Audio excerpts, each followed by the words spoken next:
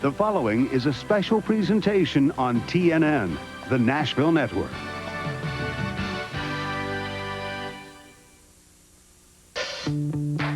Pressure.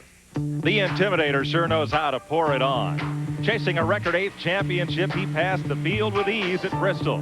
Came from last to lead at Charlotte. Battling would-be titleist Jeff Gordon door to door. Gordon had glitches in his championship run, tearing out the driveline, leaving the pits at Charlotte, missing a shift and a sure victory at Pocono. Can the youngster overcome the pressure and take another step toward his first championship today? Rockingham's next.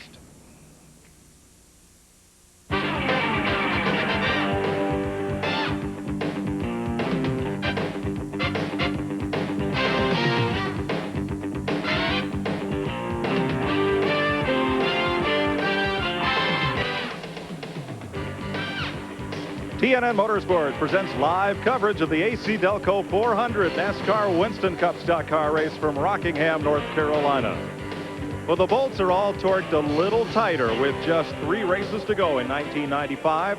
Drivers who need a win, drivers who need a sponsor or a ride, drivers who need to finish well in this championship. Hi, everybody. I'm Mike Joy.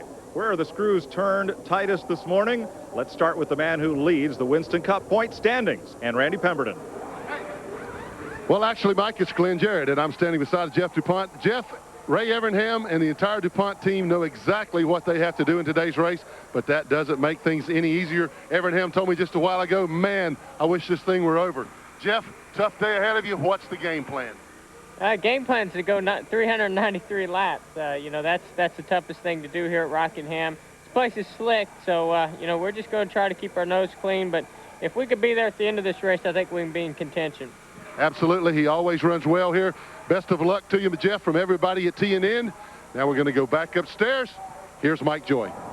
Thanks, Glenn. Among the pre-race favorites must be Mark Martin, who goes for his 3rd straight win today. Don't forget, Mark won his first Winston Cup race right here at the Rock, October 1989. Dick Berggren, the editor of Stock Car Racing Magazine, joins us. And Dick, with Friday being a washout, Saturday was topsy-turvy. Bizarre, at least, Mike, for sure. Gary Bradbury, who has never run a competitive lap here at Rockingham, managed to land a ride at the last possible minute, put his car in the field in 12th. Ernie Irvin, who was hoping to come back here and make a return to the big racetracks, didn't make the cut. But the biggest surprise is all is the pole. Hut Strickland, who never won a pole in his life, running for a lame duck team that's going to sell everything in just a few days. He's your pole sitter. In fact, the first 3 drivers in the field have never won a Winston Cup race, nor have 5 of the top 10. Let's meet the man all the pressure is on as he starts from the pole today for the first time. Here's Randy Pemberton. Mike, it took a lap of 155.379 miles per hour for Hut Strickland and his Quaker State Ford to put it on the pole. Hut, the question to you has to be, you're on the pole now and you're up front now, but can you keep it up here all afternoon? Well, I tell you, Randy, we certainly hope so. We've worked awful hard. Yesterday we was able to have a couple of long runs, and seemed to really worked on our tire wear, and we've got that going pretty good. So we don't know. We'll just have to wait and see, but we feel really good about it. Okay, good luck this afternoon, Hut. Well, Hut has an added incentive this afternoon, $60,800 from Unocal if he can win this race from the pole. His best finish ever here at the Rock, 9th in 1992. Mike? Thanks, Randy, and I'm sorry, Glenn, you guys look a lot alike. My broadcast colleague, Buddy Baker, took a look earlier at what's new and what's changed here at Rockingham. Mike, it's a beautiful day here at Rockingham. Brand new press room, brand new garage area, brand new scoring stand at the far end down here, and a brand new format, dropping back from 500 miles to 400 miles. What you're going to see is not going to surprise you that much. You're going to see great racing, of course. But I've checked around. I read some books last night on who won the race here. And the guy leading at 400 miles won 20 times out of the past 30 races here. So all you're going to see is the driver getting along a little bit better. The endurance won't be such a factor. And racing, I think, will be at a little higher pitch. They have fired the engines to go 400 miles here at Rockingham today. Stay with us for TNN's live coverage.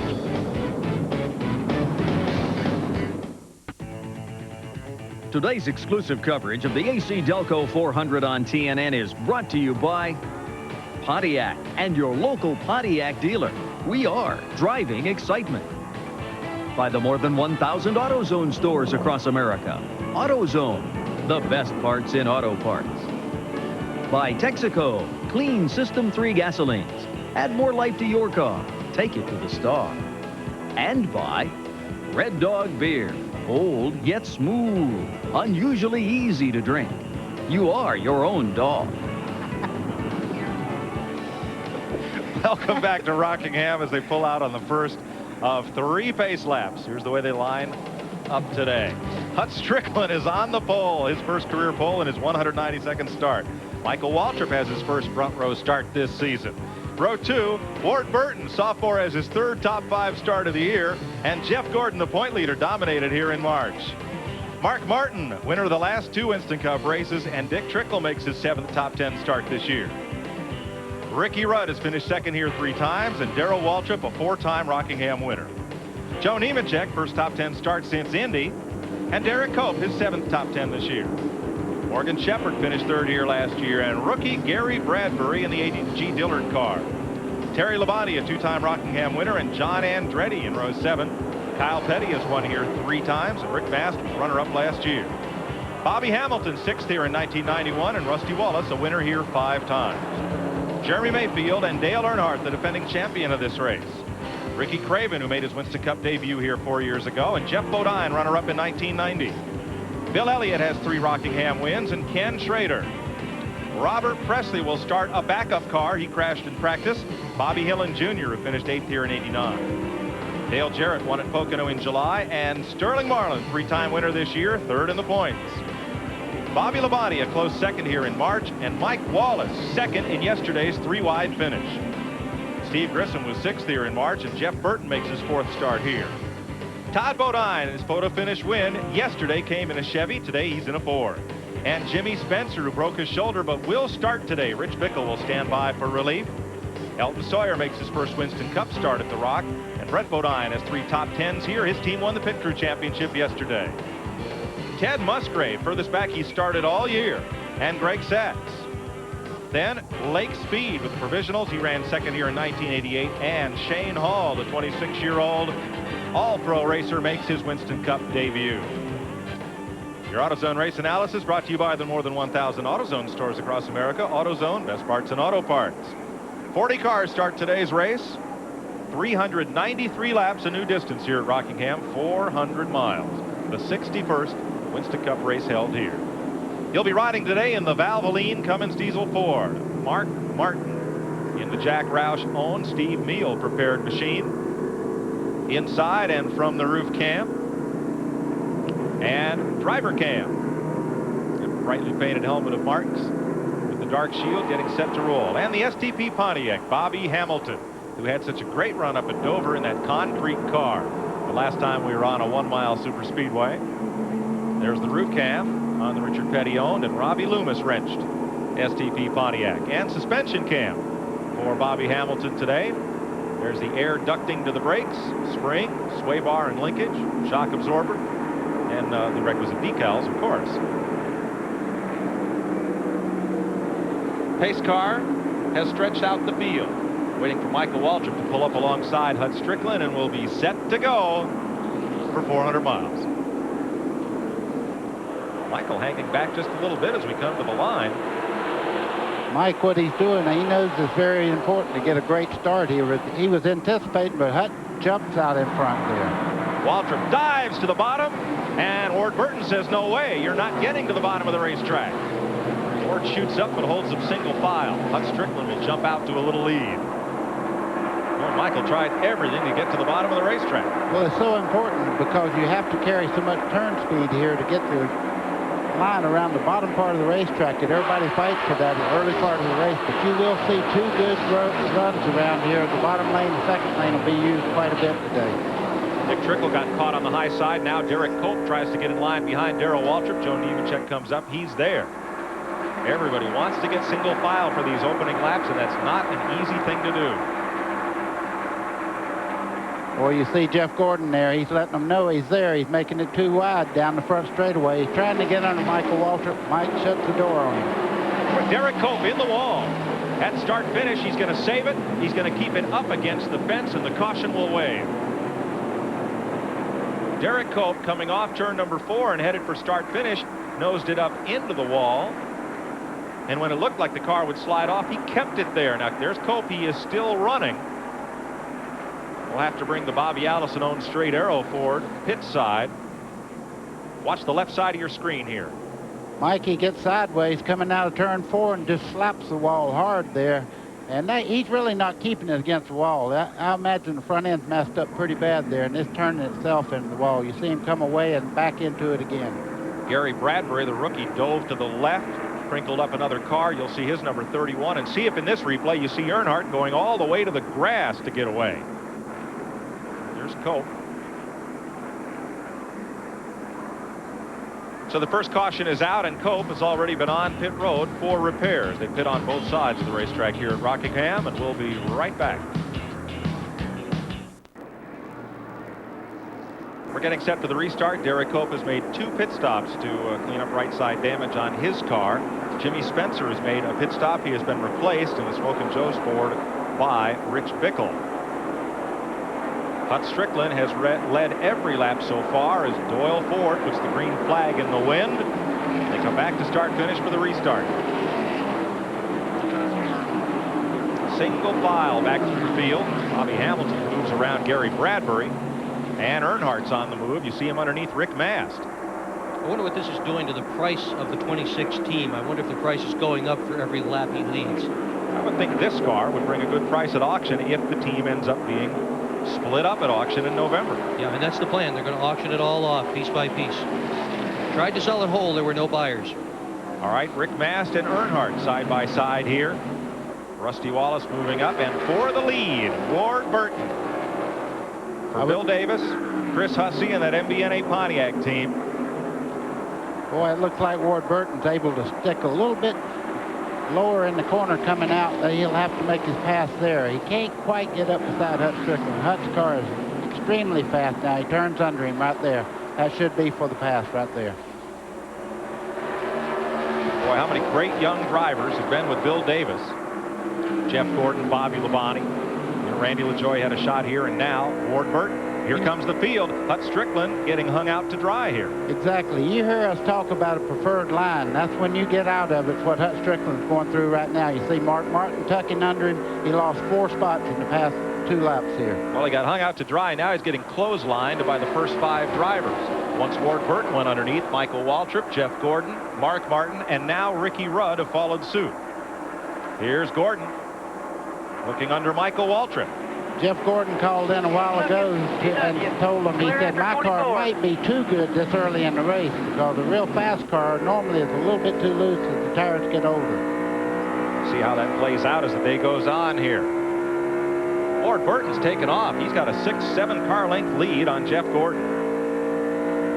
Here you see them ahead of 4th place, Mark Martin. One thing, buddy, we spoke of yesterday, especially from Mark's shot, you saw in Michael Waltrip's car just how softly sprung these cars are here at Rockingham. A lot of suspension movement. You know, I bet if you went to the top 10 cars right now, you'd see them all sprung very, very soft. But really, the real trick right now is the way they fine-tune it with the shocks. That seems to be the whole thing anymore, the shock and how you make it work. Dick, so many of these teams, as Mark Martin runs for 3rd place here, and he's going to get it down the front straightaway from Michael Waltrip. A number of these teams now have a new position this year, shock engineer. Yes, Rusty Wallace just hired a shock engineer, and I asked him the other day what was the big key to his success when he won 3 of them here just about back-to-back. He said shocks, shocks, shocks, and we hired the guy that was the shock engineer that figured all that out. He did a test at Phoenix, and we ought to be seeing him come through the field and show up front fairly soon if he's right. And Tom Hoke, who was with Bilstein Corporation, now works for Penske Racing South. Ricky Rudd pulls down on Hut Strickland, the pole sitter. Rudd looking to win a race for 13 consecutive seasons. He's got 3 shots left to do it. Mike, you see Jeff Gordon there moving in on Ward Burton. He is extremely fast right now. He's pulled down 15 car lengths in the past 2 laps on Ward Burton. Burton led 1 race in the A.G. Dillard number 31, and since moving over to the Bill Davis car, he's now led 3. 7th at Charlotte, last race the Winston Cup cars ran. 33 years old. Ward Burton is part of the future of NASCAR Winston Cup stock car racing. There's some more of it right behind him. A lot of good young men here. Going to hear a lot from them in the time to come. Terry Labonte closing in on Dick Trickle. One of the good but not young men. Trickle at 53. One of the elder statesmen of the Winston Cup circuit. Young at heart, though. That's all that counts. Yeah, and still looking for a ride in 1996. Doesn't have anything nailed down yet. Terry Labonte on the bottom side. Joe Nemechek right behind him as Trickle gets a little bit loose there coming off the corner. Now, the latest rumor is that Morgan Shepherd might replace Trickle, and Shepherd is a youthful 54. Just a kid. Right. Well, they're both fine drivers, and sometimes you just have to make a change. If you're not getting the job done, not winning races, you'll change just, not that it's going to be a better deal, it just might work a little bit better. Wow, did you see that? Bobby Hamilton almost pizza John Andretti right there. But they get underneath Darrell Waltrip and Dick Trickle. Now, that black and orange car is Kyle Petty.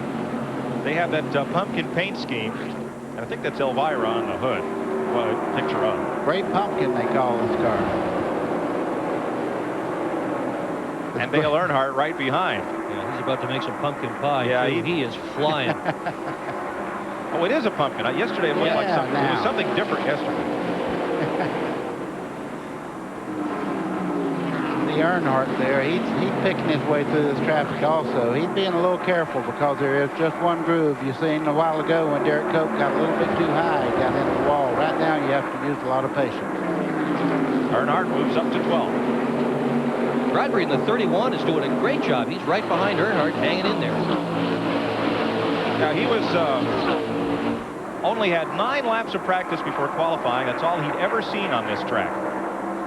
As Kenny Schrader got up and into Jeremy Mayfield just a little there, they work underneath Morgan Shepherd in the Citgo Ford that Michael Waltrip will drive next year. Now, Rusty pulls up on the outside behind Morgan, and he's got nowhere to go unless he's able to get to the bottom. Look at this pack of cars right here. I mean, these are good race cars. They didn't qualify that well. You just have one lap here, and if you mess up just a little bit, you were right in the back of the field. You see there, Bill Elliott, I see Rusty Wallace in that group. Bobby Hillens there, Todd Bodine in the 75. I think they're being a little bit cautious at this point, buddy, in part because yesterday 15 cars crashed out of the Grand National race here, and they all saw it. Some of them were involved in that and crashed out themselves. So look at the skid marks. That's part of that race yesterday. You can see Ricky Rudd taking a little bit wider line going in the corner. Now, tire management's going to really play out here because we're understanding from the teams that they can only go about 50 laps before the tires really give up on these cars. We invite your comments and your questions about Winston Cup racing, about this race in particular. Our toll-free number is open all day. It's 1-800-451-7331, so give us a call. We'll be right back. Today's exclusive coverage of the AC-Delco 400 on TNN is brought to you by Napa. We keep America running. Fans are on their feet for an incident down in turn number 1. We are under caution, and Hut Strickland, the pole sitter, is limping around the racetrack after a bump and spin. Mike, he's really tearing up that race car right now. The left rear is all apart, and it's knocking the inner panels out of the car there. So Strickland will have to pit. The leaders are in. Glenn Jarrett. Well, Jeff Gordon has been talking about how good it was. He said it's getting a little loose in 3 and 4, so they're going to put a round of bite in the right rear. Of course, they will change 4 tires. There has been some discussion, guys, on the radio. We've been monitoring both Ward Burton and Jeff Gordon. Ward wanted to know if his crew wanted him to let Jeff by and lead a lap, get the 5 bonus points. They said no. They worked very closely with Richard Childress. If he can pass you, he'll pass you and do it, but we can't just let him by. But he did beat Ward Burton out of the pits down here. That's fair for all. A couple of tires rolling out from pit road. The one at the top of your screen came from Terry Labonte's pit. And I'm not sure where this one was from. Let's show you what happened to Hut Strickland here, the green car. Okay, you see Hut on the outside there going into turn 1. Michael Waltrip gets into the left rear corner just a little bit. It don't take much at that part of the racetrack. It looked like Hut came down right across Michael's nose looking for the low lane. Yeah. And that's probably the most common kind of source of accident in Winston Cup racing. Driver thinks he's got somebody else clear. Driver thinks everybody else has got plenty of room, and you just touch, and they are running so close to the edge. That is the consequence, right in the wall. And you see the repair on the left side of the Quaker State Ford. Mike, they are showing that the 24 car of Jeff Gordon is in the lead, so that's the 5 points he was needing. Good quick pit stop by Ray Evernham's Rainbow Warriors. Strickland back out. Repairs continue on Derek Cope's car, and they're picking up debris along the front straightaway. We'll be right back. Welcome back to Rockingham. Today's AutoZone Tech Back is brought to you by the more than 1,000 AutoZone stores across America. AutoZone, best parts in auto parts. Here's the technicality of the point championship right now. Jeff Gordon leads Earnhardt by 225 and needs to average at a 15th place finish in the last 3 events. That's all he needs to do, finish 15th or better in the last 3 races. For Earnhardt to catch Gordon, he needs to gain 69 points in every one of the last 3 events. And that is finishing more than a dozen positions ahead, or just about 10 to 12 positions ahead of Gordon, depending on where they finish. The first 7 spots drop back 5 points apiece, then it drops back 4 points apiece, and then 3 points apiece. Derek Cope's made a couple of stops, and Hut Strickland is coming back in. Glenn, what are they doing? Well, Mike, they're just really checking over things right now after that encounter with the wall. They didn't really find any serious damage. The left rear quarter panel is the most seriously damaged. It is bent back and under. It's flared out a little bit. They're removing the left rear tire right now. They're going to try to work on the panels. In fact, they may try to replace them with cardboard. You see the box right there. They're trying to tear a piece. That's to help keep exhaust fumes from getting inside the car.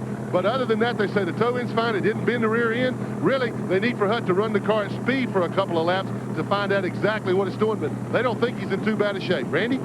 Well, Dale Earnhardt started 20th. He's currently 5th. Rusty Wallace started 18th, and he is deep in the pack. Before that caution, Rusty had lost a full straightaway to Earnhardt. It was so loose that he couldn't even drive it, so he needed that caution in a bad way. It was 4 tires around a wedge in, 2 pounds of air out of the right rear for Rusty. He is 31st on the grid. I mean, that car was junk when he started. Mike?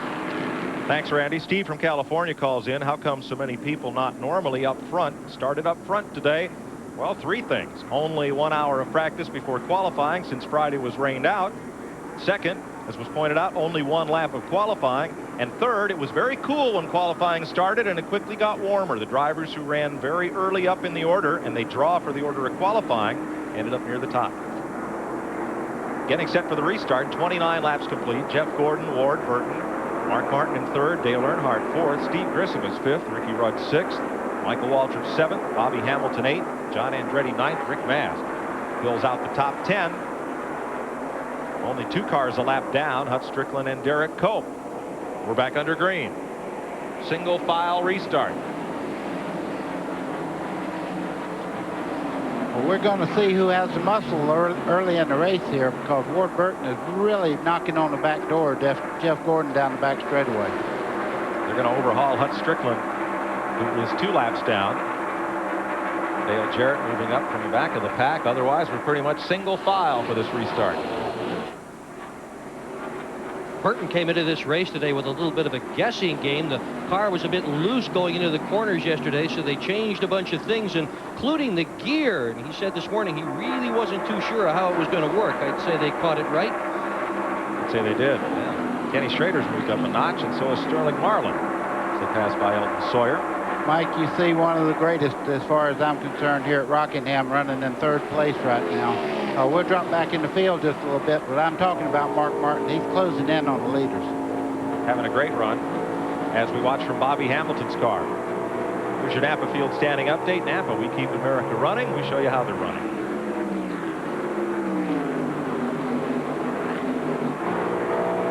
Well, it's going to be trick-or-treat time. Here come the black cars. And there's Mark going under Ward Burton as Earnhardt makes the pass on Steve Grissom. Now, you see Ward Burton do a very smart thing. You young drivers out there, Ward Burton could see that Mark Martin was a little bit quicker. He didn't fight him this early in the race. He just falls in behind him and tries to find out why he's running better than he is at the moment. Now Earnhardt goes to the low side on the Bill Davis Pontiac. And makes the pass. sitting there in 5th place right now. Steve Grissom, a great run today. Had a solid run yesterday in the Busch Grand National race. That's Ricky Rudd, right side of your screen, the Tide Ford. Ricky's had some tremendous runs in the second half of the season, but pit stop maladies, I think, have kept him from victory lane. Dover, Charlotte, Wilkesboro. Watch Ricky, though. He's looking for a good place where that car really gets everything out of it. And he's trying to hold the string together. He's won a race in the past, this is your past 12 years. He's won a race at least one time in Western Cup.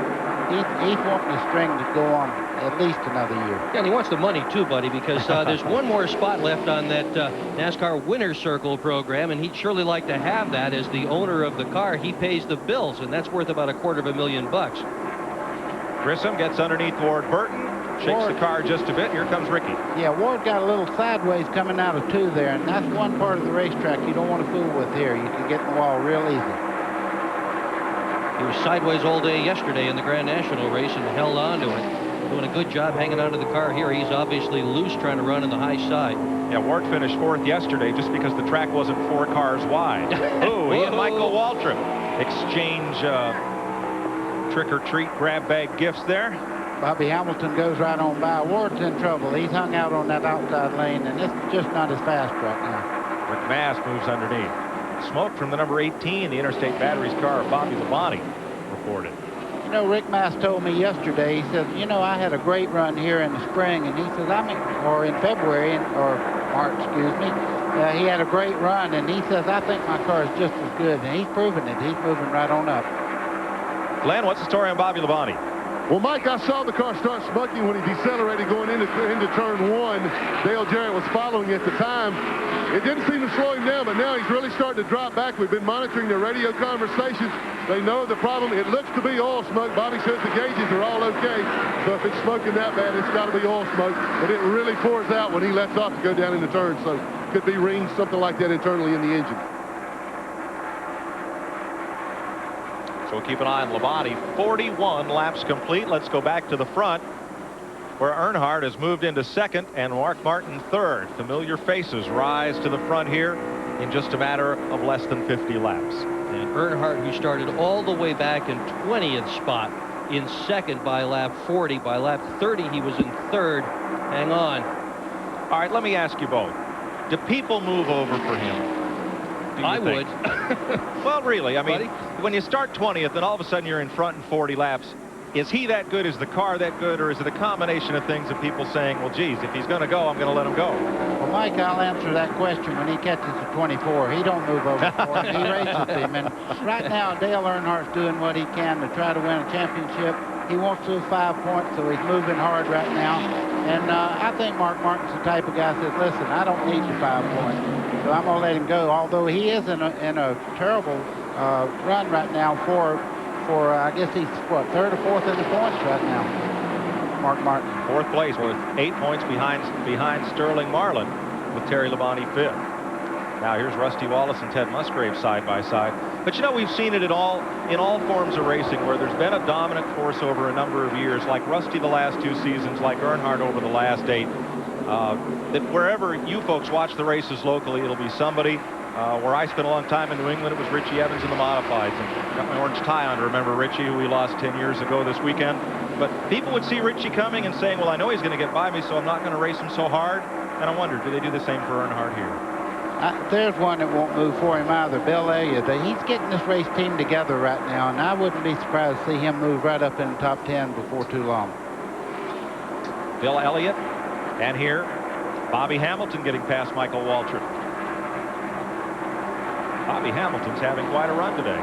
That's the same car he ran in Dover. That's the concrete car, as they call it. And they said, you know, it runs so well there, they wanted to run it here, and it's doing pretty well here. It's a blacktop car also. He's up to 7th place. Darrell Waltrip, meanwhile, qualified 8th. He has dropped to 38th. Last car on the lead lap, PW. There's Hamilton beginning to distance Michael Waltrip just a bit. Richard Petty said a couple of weeks ago, oh man, it won't be long now. That's not fixing itself. It's getting quite a bit worse, and before long, NASCAR will black flag him. It's smoking enough going in the corner to create a problem. And when it comes out the header pipes, that's usually not fixable. There's the black flag. They have it on the flag stand as we speak. He's coming in the pits. They won't need it. He's shut it off. Randy? Yeah, you got it. He's going to the garage. They'll try and take a look at it, but that is usually terminal. Yep. When it comes out the header pipe, there's not a lot to be done.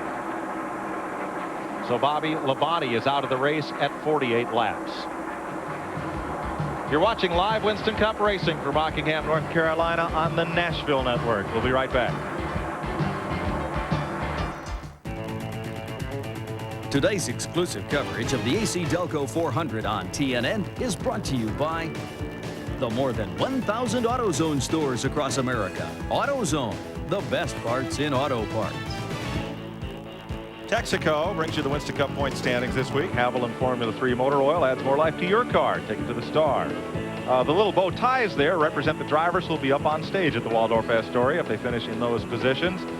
Sterling Marlin in third, Mark Martin, Terry Labonte, Rusty Wallace, Ted Musgrave, and Bobby Labonte out of the race in 8. Michael Waltrip, Bobby Hamilton. You might be able to put a bow tie on Bill Elliott's name if he has a good run today. Labonte could drop out of the top 10. Back to Derek Cope. And the rest of the top 20 who all get invited to the banquet. The top 10 go up on stage. 2 Bodines, Schrader, Andretti, and Darrell Waltrip. Brett Bodine reporting a flat tire, a tire going down. May make a stop at pit side as you watch Jeff Gordon, the leader and the point leader, take it off into turn number 1. The car he's driving today, Mike, is called Blacker. It's the same car he used here in the spring to win. He won Dover with this car, Atlanta, the Southern 500. 4 wins in that one car. What did you say the name of it was? Blacker, B-L-A-C-K-E-R. I call it gone right now. I tell you what, that thing's hauling it. Yeah, he's flying.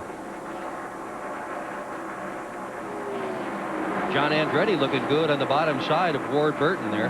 Yeah, Burton reported his car is tight, whereas most of the other drivers are reporting loose at this stage in the race. Mike, what that means is when he goes in the corner, the front end starts skating and you can't get back in the throttle, so you have to wait until it makes a set and then get on the throttle, and it just slows you down. You see him losing ground to Joe Nemechek there, right in the center part of the corner. He can't get back to the throttle. And here's Michael Waltrip. Glenn, what's he reporting?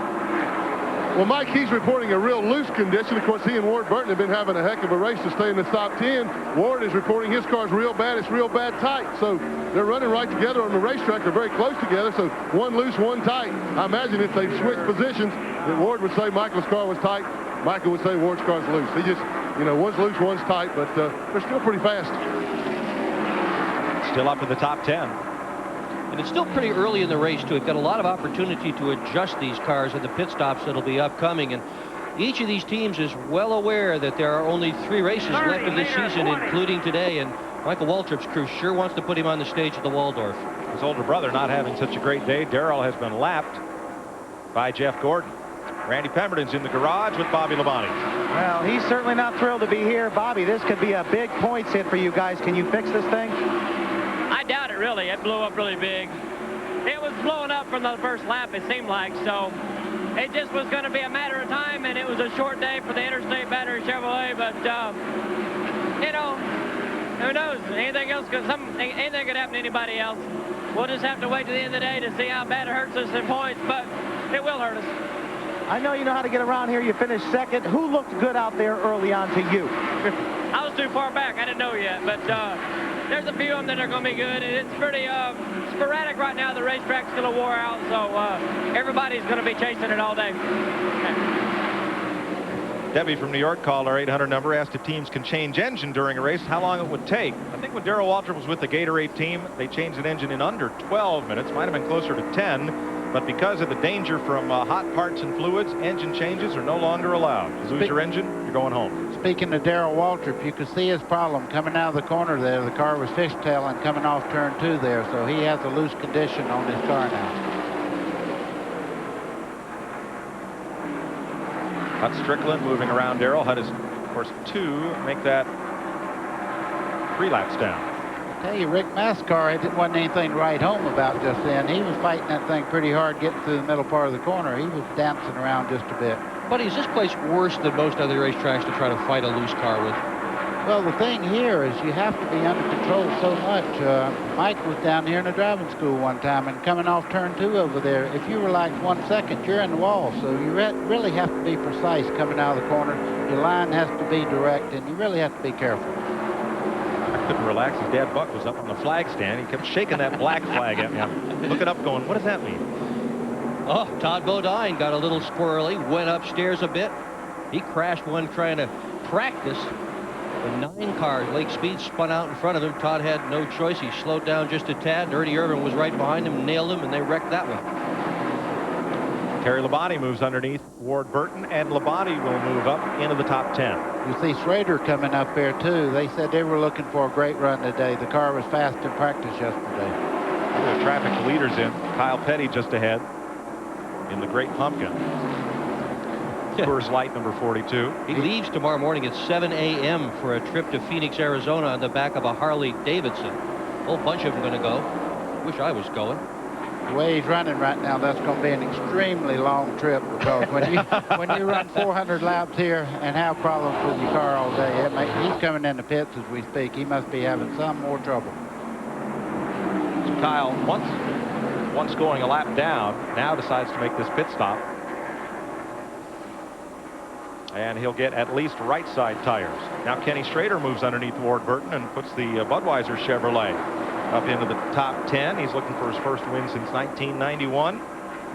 You know, that's very deceiving. When you talk about Kenny Schrader not winning a race in the past 4 or 5 years, let me tell you, that car has been in contention to win many, many times. And he's a great race car driver. It's just a matter of time. Everything's going to come together for him. A lot of his problem has been DNFs. He blew a motor at Talladega, crashed Atlanta, crashed Rockingham, lost an engine at Watkins Glen, got tipped over at Talladega, and on this year goes. And Ken Howes yesterday said, I just want this year to end. I just want it over. It's the year of the dog, the Chinese year of the dog. He said it sure is. Well, thumb up, Kenny. He's a much better driver than his record this season indicates. Here's a guy who's had a great record this season, the number 41, Ricky Craven. What a year he's had for his first year at Winston Cup. And that's Morgan Shepherd in the 21 car bypassing him right now. He's in search of a ride for next year, so I imagine he's doing everything he can today to draw a little attention, because he's a fine race car driver. Even though he's 54, let me tell you, he's still got some good years left. That battle is at 13th place. Shepherd finished 3rd in this race a year ago, and Dale Jarrett moving in. Jarrett qualified back in 27th. His Texaco teammate Ernie Irvin did not make the field. Remember, only 1 lap of qualifying after just 1 hour of practice. The drivers who did not qualify were Loy Allen, Norm Benning, Richard Brickhouse came back and tried to make the show. Jay Hedgecock, Dave Marcus failed to make the field. Alan Russell and Ernie Irvin. 71 laps are complete. Give us a call here at our TNN telecast if you have questions about today's race. Toll free, it's 1-800-451-7331. We'll be right back. 2 cars just scraped the wall in turns 1 and 2 in separate incidents. First, John Andretti climbed the hill. Now, Mike, he did something very smart right here. You see the angle he keeps that car?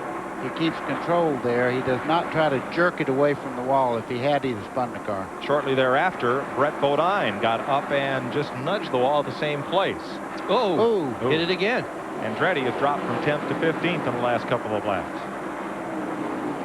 And that's why it's not handling at the moment. I don't know whether it's real loose or what, but he's having to use up a lot of racetrack. Jeff Gordon trying to lap Dick Trickle in the Ford Quality Care Thunderbird of Bud Moore. Looking low, Trickle trying to stay on the lead lap.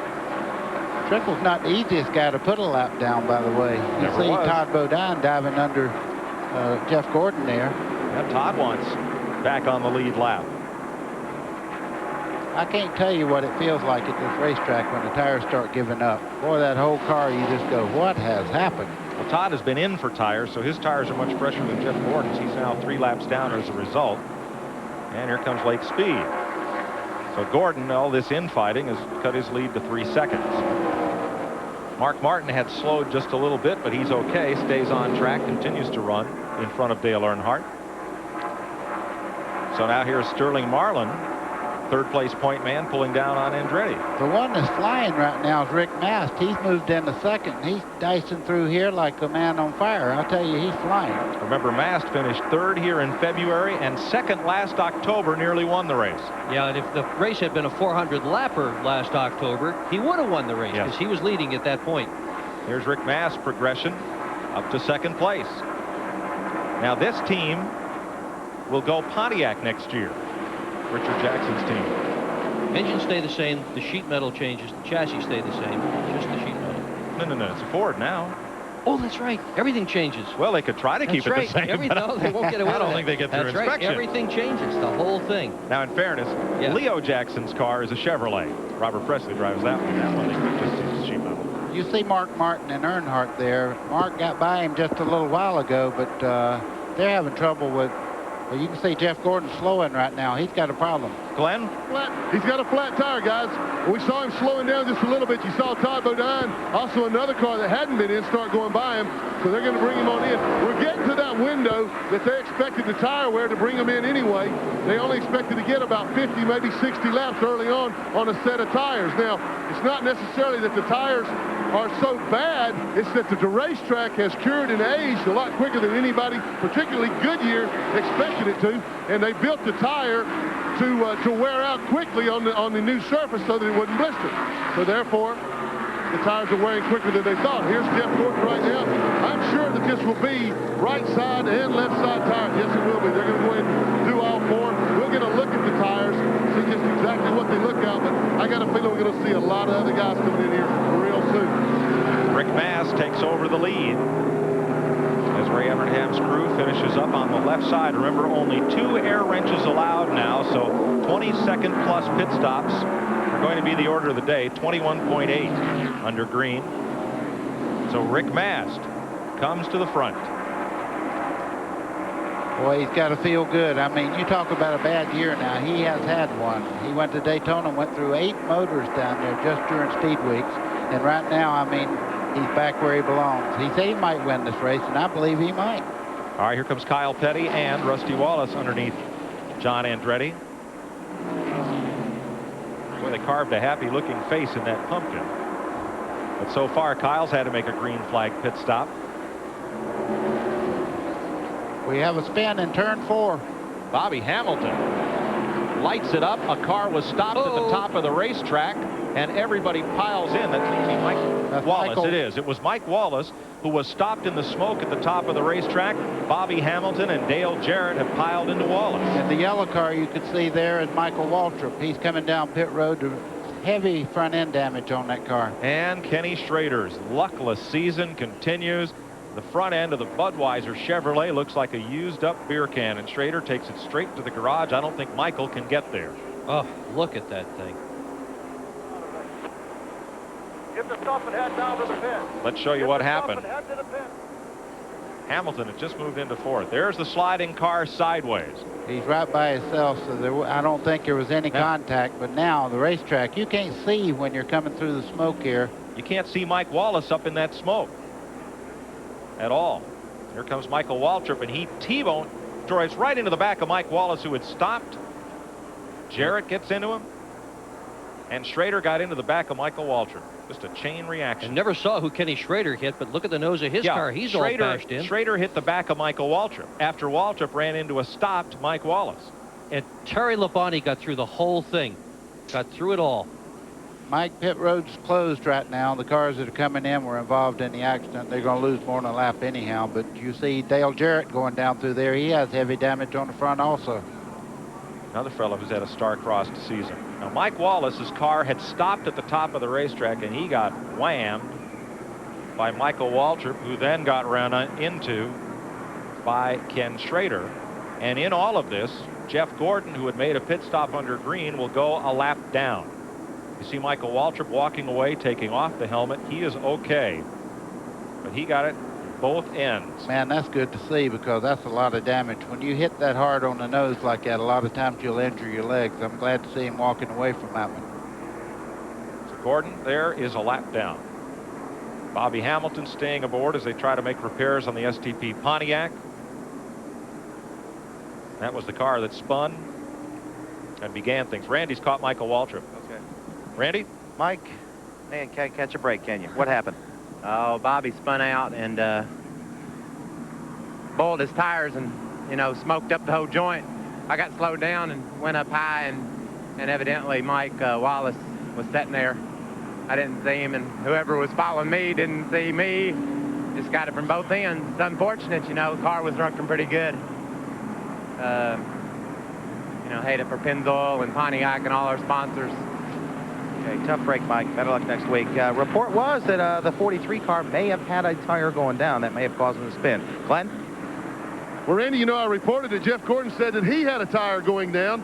Now, once they got in, changed all the tires, we're looking at them. They're all still up. It was not a tire going down. He thought he had a flat tire. Buddy, you made a comment early on when the car's really hooked up. We talked about that. Jeff said this. It may be too good. He took off like a blue streak. The car really felt good, but it was hooked up too good. It wore the tires out. It got extremely loose, and he was absolutely certain that he felt like he had a tire going down. Same thing happened to a lot of guys at Charlotte a couple of weeks ago. They came in, thought that the tires were down, found out that they were not. So Jeff Gordon a lap down, tough break early on. Well, it's a tough break, but if he had a tire going down and didn't stop, the results would have been disastrous. 90 laps are complete, and the complexion of this race has just changed dramatically.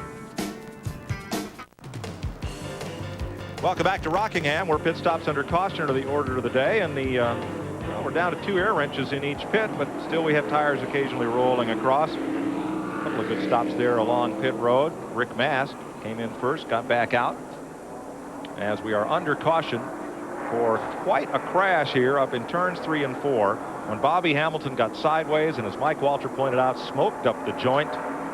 Mike Wallace came to a halt. Mike Waltrip didn't see him, nor did Kenny Schrader. And Rusty Wallace got a little damage here from one of those rolling tires, Randy.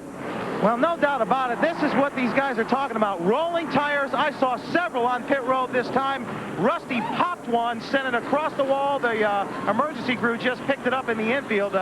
Just a lot of wedge adjustments down here on pit road. Just a lot of action. It just seems in disarray. Billy Wilburn also caught his left hand in the change in the left front tire on Rusty's car. Just sort of a mess down here on pit road these last couple stops for just about everyone. What's he signaling, buddy? Rusty's got a tire rubbing there on the right front. He's going to have to come in and pull that away. It's rubbing the right front pretty bad. What does a wheel and tire weigh? Man, I tell you what, it takes a pretty good man to lift it. I can tell you that. I don't know exact poundage. I imagine Glenn would know. But enough to dent a fender, that's for sure, and put it in against the tire. That's what happened to Rusty here. This crew has been the most vocal about the change in pit road rules. They really don't like the 2-gun rule. They'd like to go back to the way it was. You see, Rusty's quit smoking now. I think what might have happened is it's just rubbing on that outer part of the tire, and it's rubbed it down now. It don't seem, oh, he's coming in, not just to be careful. Right, why take a chance here? What a season Wallace has had. 2 wins this year. He's had 10 or more of the last 2 seasons. Randy's there. You can see Robin Pemberton pulling the right front fender out where Rusty popped that tire and sent it over. Rusty's one of those guys in particular that has not appreciated this pit road rule change, and they've struggled with it. One of the fastest sprint crews in the business for the last couple of years just hasn't been able to get it done, and that was proven because the tire didn't make a difference. They hit someone else's tire and sent it across pit road. So pulling the fender out, Rusty was back up to about 12th after really struggling early, but now he's going to start at the back of the pack again. Right, Randy. He'll come out 23rd. He'll be the last car on the lead lap. Cindy called in from Canada. How are Rusty, Kenny, and Mike Wallace related? They are all brothers. We'll be right back to Rockingham, where 93 laps are complete. You're watching from Elmo Cam on the Pontiac Pace Car here at Rockingham, and Jeff Gordon is right behind the pace car. He is not the leader. There's 1 to go, so first let's go to his pit. Well, Mike, right now, Ray Evernham is talking to Jeff on the radio, alerting him that there will be 1 lap to go. Ray, he thought he had a tire coming or going down. He came in, but not so. What was the problem?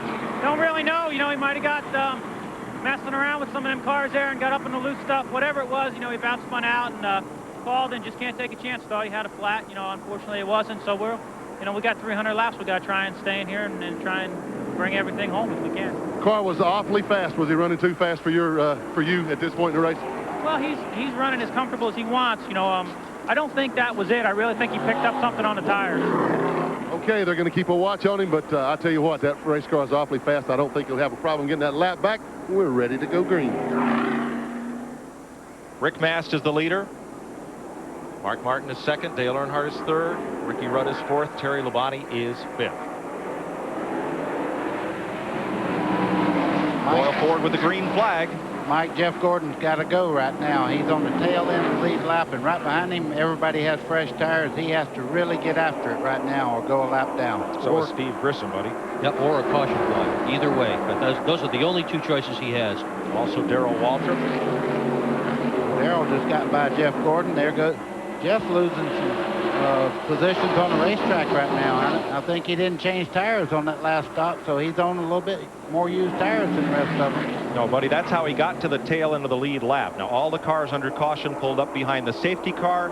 Then they all pitted. Gordon did not, so he ended up right behind the safety car on the tail end of the lead lap. He is now, again, gone one lap down. And right behind him come Mark Martin, who you're riding with, and Earnhardt. But Gordon's tires are only 7 laps staler than the rest of them, so that shouldn't really matter. Only 7 laps. Let me tell you, you can get the good out of these things a lot of times in 3 laps if you really lean on them. So he's got his work cut out for him right now. Rick Mast riding behind 2 cars on the tail end of the lead lap as you watch Terry Labonte and Todd Bodine go at it. Bodine is not on the lead lap. He made a green flag pit stop earlier. And Elton Sawyer in the Hooters Ford had been overlapped. So that's Labonte in 5th, and right behind him Sterling Marlin in the Kodak car 6th. I was just fixing to say, Sterling Marlin sitting in 3rd place in the point standings right now, run great all year long, and he's kind of a forgotten man as far as talking about him a whole lot, but he runs very well. Oh, Steve Grissom got into Darrell Waltrip as they tried to keep Rick Mast behind them, and now they have gone a lap down, both of them. And Grissom falls in line behind Darrell, who can't get to the bottom because Ricky Rudd is moving up. And that's Ricky's spotter telling, or rather Darrell's spotter telling him that Ricky Rudd is inside. They don't talk about drivers, they talk about car numbers. The spotters and gosh, I want to say Andy Hillenberg. Brad Knopfsinger is the spotter for Darrell, the voice you're hearing in the background. Well, they kind of have to do car numbers. What are they going to do? Say Wallace is on the inside? Which one? Yeah, right. Wow, that was a wreck. It just didn't hit anything. Grissom got in there really hard and got into DW, and they went up the racetrack. I think right here they discussed how much friendship they had to each other.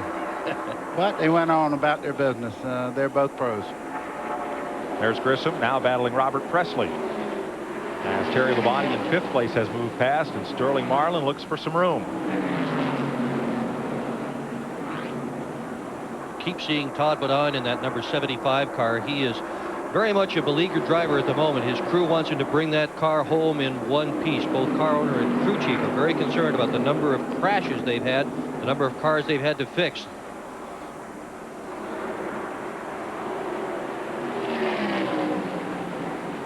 Lap cars continuing to be in the midst of the battle here. Now there's Jeff Bodine working underneath Robert Presley. Bodine is the 9th place car. John Andretti there is still posted on the lead lap. He is 8th.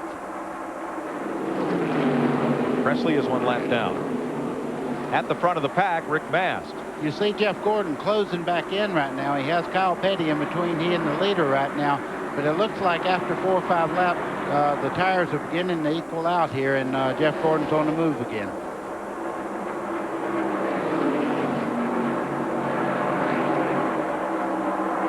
.106 laps down. This race used to be 492 laps. This is the first year at the new distance. Oh, there's a traffic jam for you. Brett Bodine in the number 11 car on the outside. His crew won the Pit Crew Championship this year. Did it yesterday. Won 10 grand from Unical. The sponsor matched the 10 grand. They said that's what we need, something good to happen.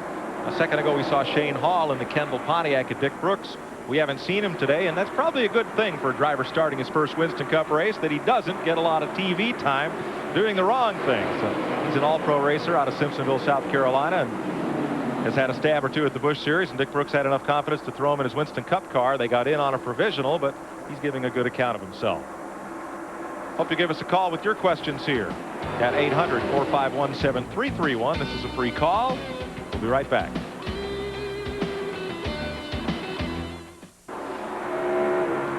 Welcome back to Rockingham as you ride with Mark Martin. He's got his hands full with Dale Earnhardt, who has just passed Mark.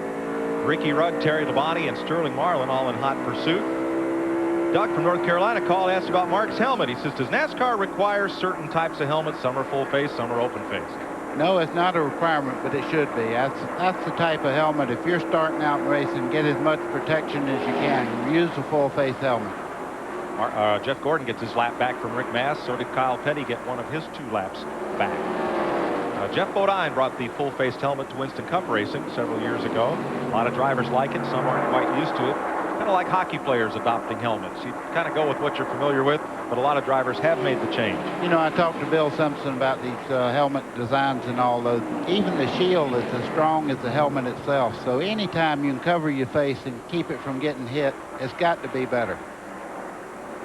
The rest of it, of course, is that the helmets now are the principal cooling for the drivers, which they don't really need all that much right now. We've got a decent day today. It's not hot, but that's how they keep cool, is the air circulating through the helmets.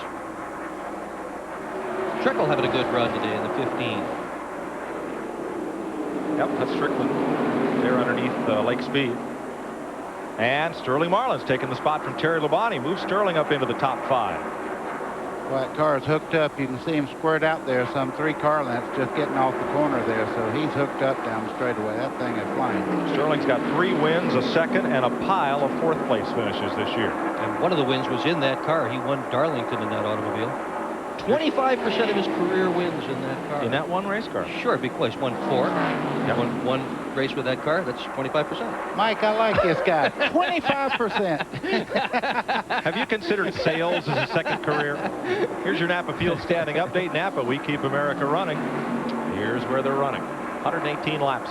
I've waited 3 days to do that, Peter. Thanks. Would you wait 3 more? It's tough enough up here. You know, Earnhardt right now, he's not the best race car out there by a long shot. I think they're working on the chassis every stop, but right now you see Ricky Rudd really closing in on him, and usually if Earnhardt has the car, he goes to the front, but right now he's real content. You see Ricky getting by him, coming up out of the corner there, making it side by side. So Ricky Rudd moves underneath Earnhardt. That'll put Rudd and the Tide Ford into 3rd, and Sterling Marlin moves up into 4th. Ward Burton comes along. Into 5th. And it's bye-bye black car. Well, we'll see for how long. For now. Yeah. Bobby Hutchins this morning said that the black car, whoa, he just slid up some. You can see the chassis on that car giving up. He's starting to push out in the middle part of the corner. Whether it be loose or pushing the front end, I don't know, but he's not able to turn the car right. Just can't keep it down there. Terry Labonte moves up into 6th place now.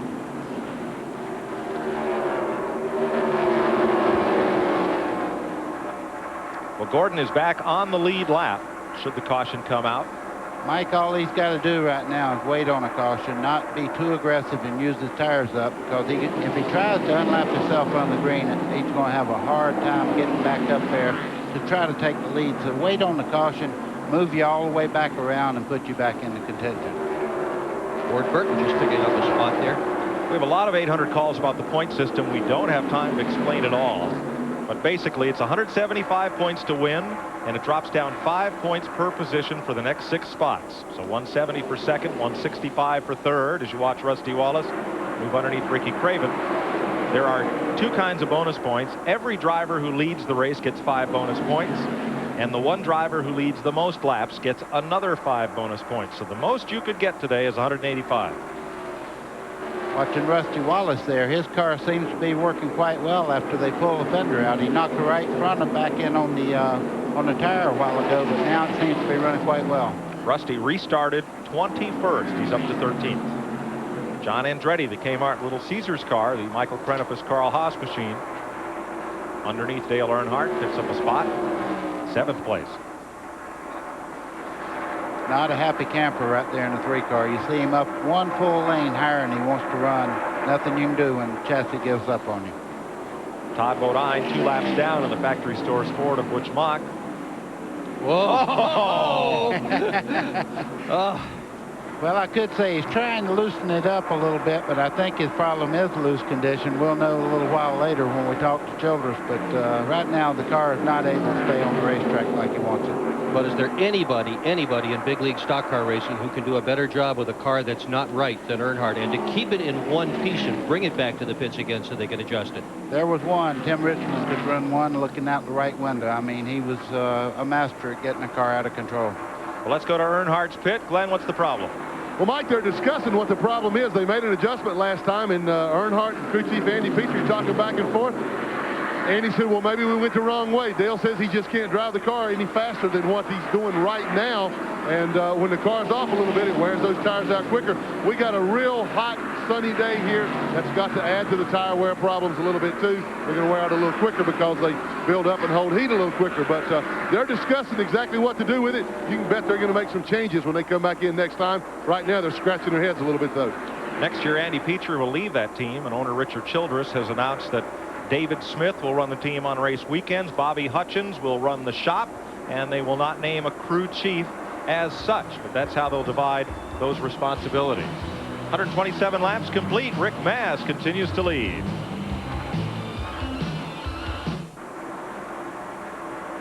Welcome back to Rockingham. 132 laps. Mike Joy with Buddy Baker and Dick Berggren. Glenn Jarrett and Randy Pemberton on pit road. Rick Mast is your race leader. Jeff Gordon just in front on the tail end of the lead lap as Bobby Hamilton laps past Shane Hall. Now here comes Hamilton down the front straightaway. And we'll get a look in turn one. On the brakes hard. That's that red heat. You see the brake disc glowing and the brake ducts feeding it cool air. Suspension cam at work. Mike, you can see the tube there going back into the brake. That's the coolant tube, and you can also see the shock when it goes down there, shock working. And then one little thing that would bother me if I was a driver and I knew all that heat was being, watch when he touches the brake going in the corner. The fire just flies off the brake. Look at that. I think I'd slow down if I really knew all that was happening every time I touch the brake. The new carbon metallic pads that they use on these cars generate a tremendous amount of heat. Boy, they're great, though. I mean, they actually, you wouldn't believe how well they work. Both Performance Friction and Ray Bestis offering pads to the Winston Cup racers, and would really improve the stopping power of these cars. And they don't fade. By and large, they don't fade, and that's really important. That means at the end of the race, everybody's still got pretty much as much brake as they had at the beginning, and it didn't used to be that way. You never drove without brakes, did you, buddy? Yeah, a few times. I was just looking. That right front is moving at least 4 inches of travel there. I mean, that thing is really sprung soft going around this racetrack. You see Bobby Hamilton, that's the car we have this on, and it don't look like it's moving that much going in this corner, but you can see there's a tremendous amount of movement of the shock and spring going through the corner. The other thing is that with the recirculating calipers, where they recirculate the fluid, you don't have the brake fluid boil like you used to at many of the racetracks, and lose your brake effectiveness that way. That's right. You can see he just moved over and let Earnhardt go there. He's nursing a pretty sick car around there. It's been in a wreck already and took a lot of damage to the right front corner. Next car back is Rusty Wallace, up to 9th place. I think Rusty's going to be heard from. I think he may be one of the fastest cars on the racetrack right now. He's been run down Earnhardt. You see how fast he's catching him. It'll just be a matter of time now. And he's got something to prove this weekend as well. He's lost several key members of his team, and he's come on to Rockingham and said, we're all smiling here. We're going to be okay. They've elevated a lot of people internally to fill those positions, and he really wants to show he can do it with the men he has left in the team. Yeah, it's a different kind of a raiding that goes on. Instead of robbing the bank, Felix Sabates brought the bank up to Penske Racing and robbed a couple of key crewmen to come over to Sabco Racing. Yeah, and it hasn't just been him either. They have lost people to other teams as well, Mike. Todd Parrott has gone to the Yates organization. Ronnie Phillips has left. Nick O'Lilla has left to the 37. Dennis Beaver to Hill, and I mean, he's lost a bunch of people. But still gets the job done. Yep. Still has Robin Pemberton working for him, too. That's very key. And Don Miller and Roger Penske, and together they will overcome. Robert Presley makes a pit stop under green, leading rookie contender. And Terry Labonte underneath Brett Bodine. Here comes Darrell Waltrip battling back.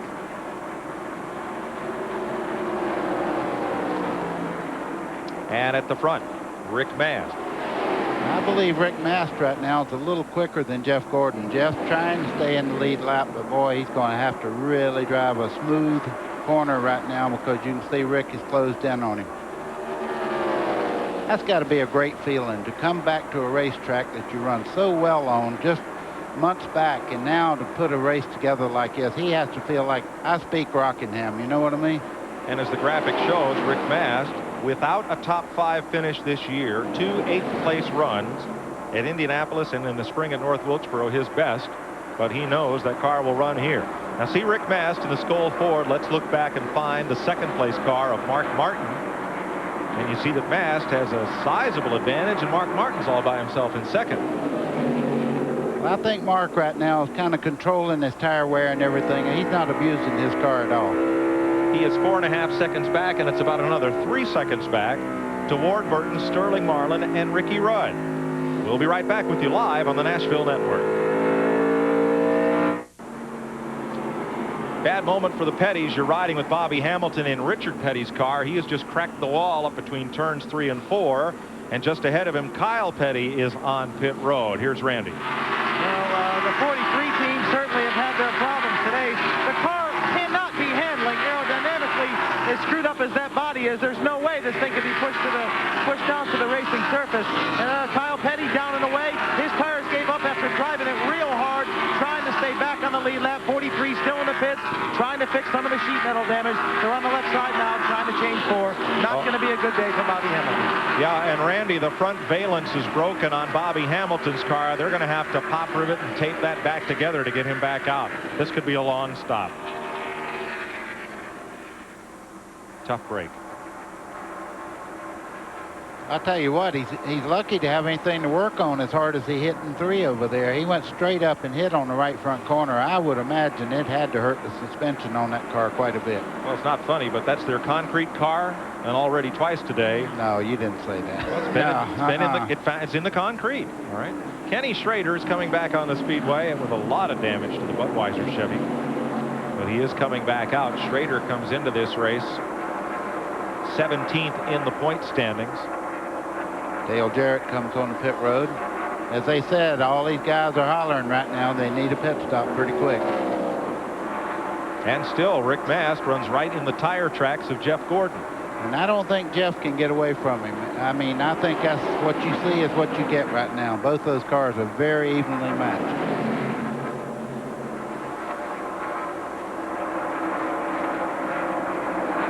Talking about raiding crew members, Ray Evernham says indeed there have been people who have tried to raid his team, and so far nobody has gone, and some of them have offered a lot more money, but he has stuck there. Look at this. Look at this. Gordon may go down a lap after all. Well, they'll be cheering for this one down in the Earnhardt camp. Yep. Rick Mast puts Jeff Gordon a lap down.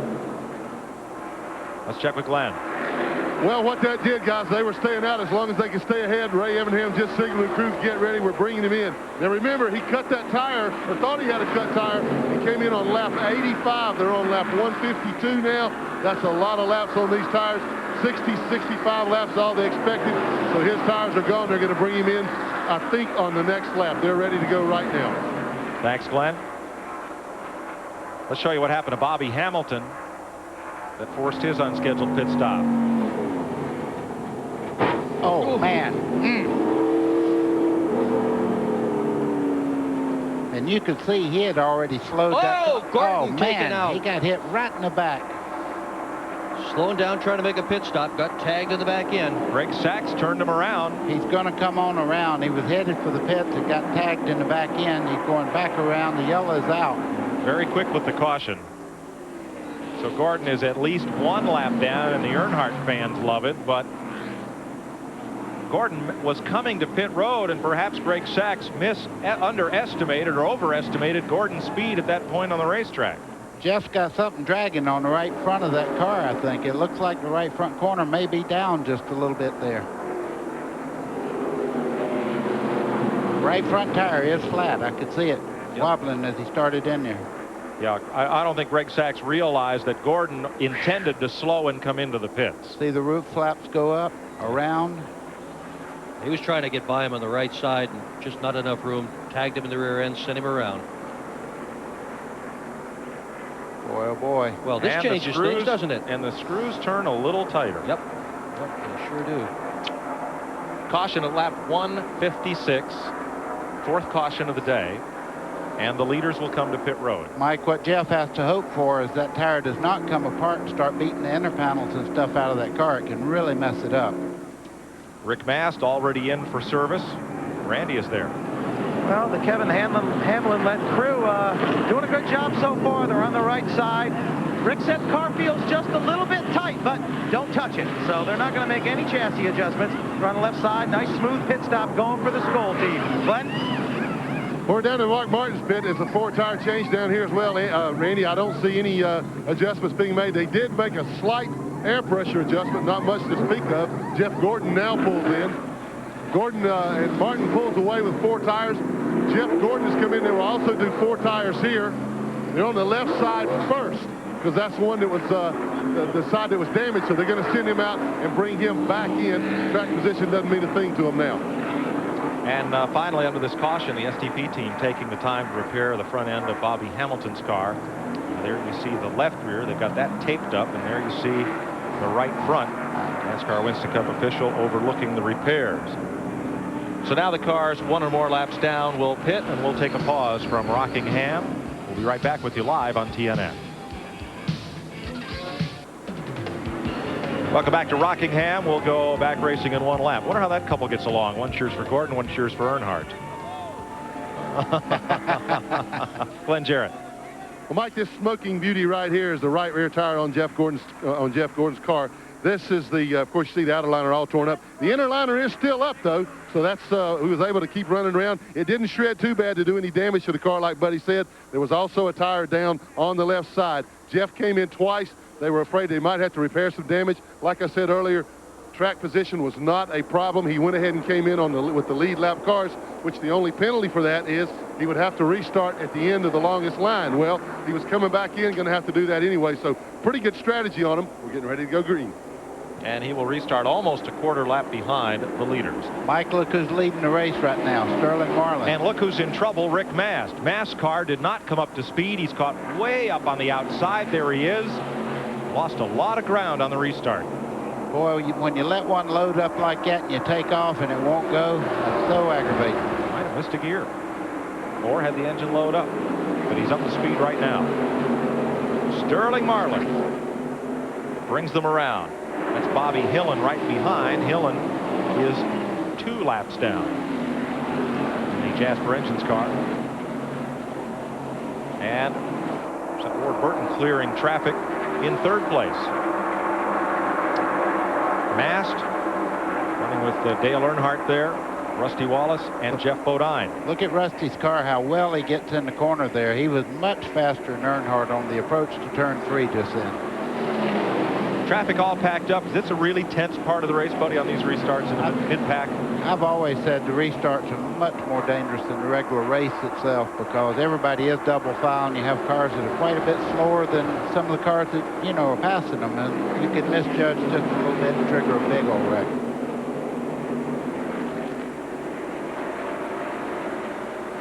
See Rusty Wallace there in the 2 car. Want to be sure and be with us next week for the Phoenix race. He says he's got an absolutely killer setup for Phoenix. The report from Rick Mast's team, he did miss a shift on the restart.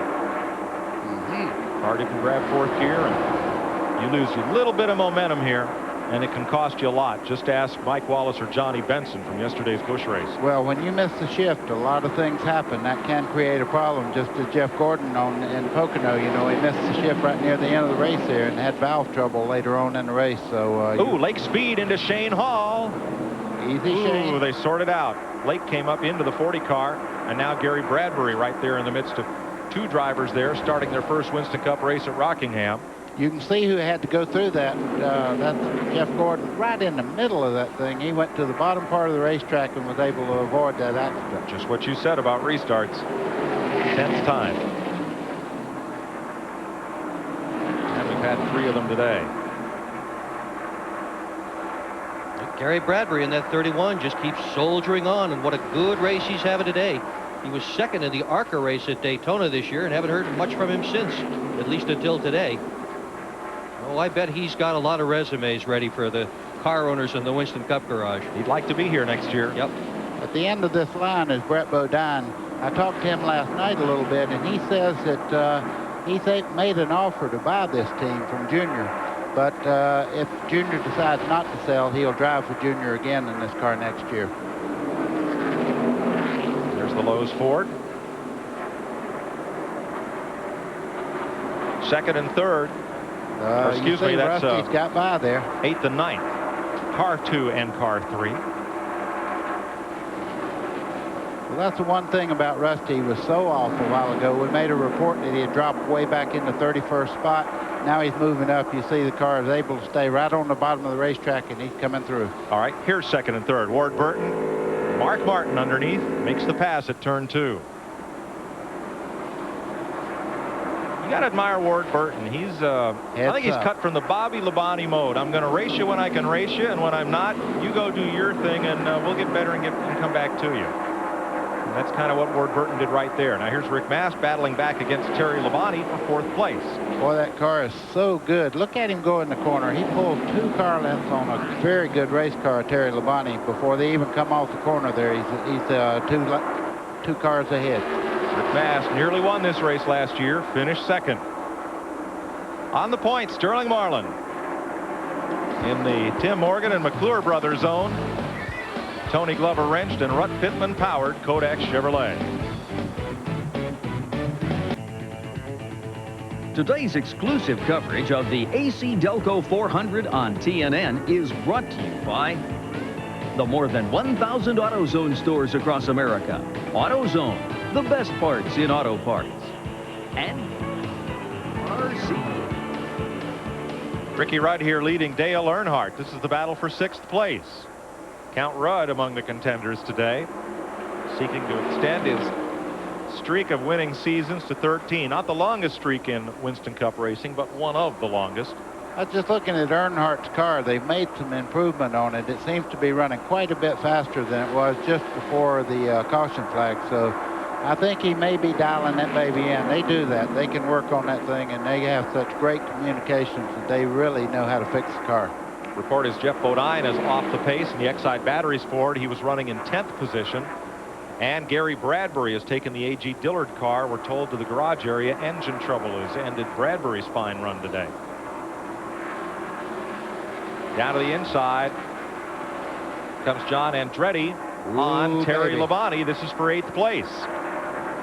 Terry Labonte's struggling. He's not able to keep his car down on that inside line, and you see John Andretti just overhauling him going down into turn 1 there. Does that car get more purple every week? Haven't they changed the color of that about 8 times this year? You ever notice when it's running good how much better it looks? Yes, it does.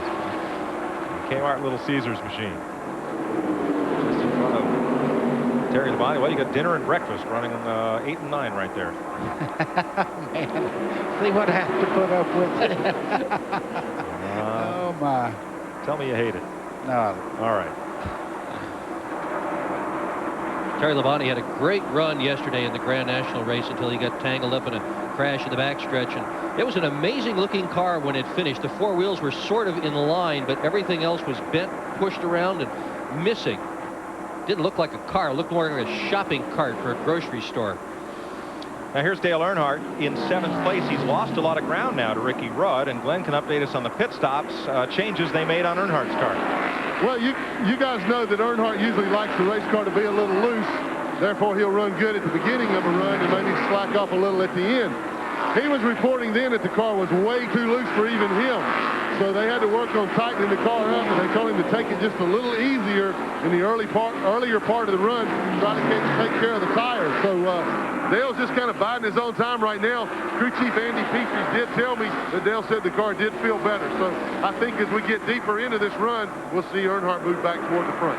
Thanks, Glenn. He's 6 seconds behind the leader, Sterling Marlin, who has Mark Martin in tow. This is the 11th race that Marlin has led this year, but only the 3rd time in the last 10 races. In those last 10, Sterling's had only one top 5 finish. That came at Michigan. Well, I tell you what, Sterling's car is beginning to dance out of that bottom, and you know how Mark Martin is. He'll nail it right down on that white line and gain a lot of ground on you in the corners. And one of the advantages that Mark has is that he ran that Grand National race yesterday, did extremely well. Same tires there as here, and incredibly, during the running of that race, he radioed to Steve Meal, his crew chief, and said, would you go to the Winston Cup car and change the right rear spring on it? I think I found something. During the running of the race. Hard to imagine you can run 160 miles an hour around here and start thinking about tomorrow's race and make substantive changes. Steve says he talks all the time. Yeah, like that. he does. Yeah, look at this. He's entertaining to listen to on the scanner, and he's going for the lead. Well, he's already taken the lead. Sterling just moved over and let him go. Sterling will try to follow in his tracks right now to find out what he's doing, where he's backing off, his weak points and his strong points.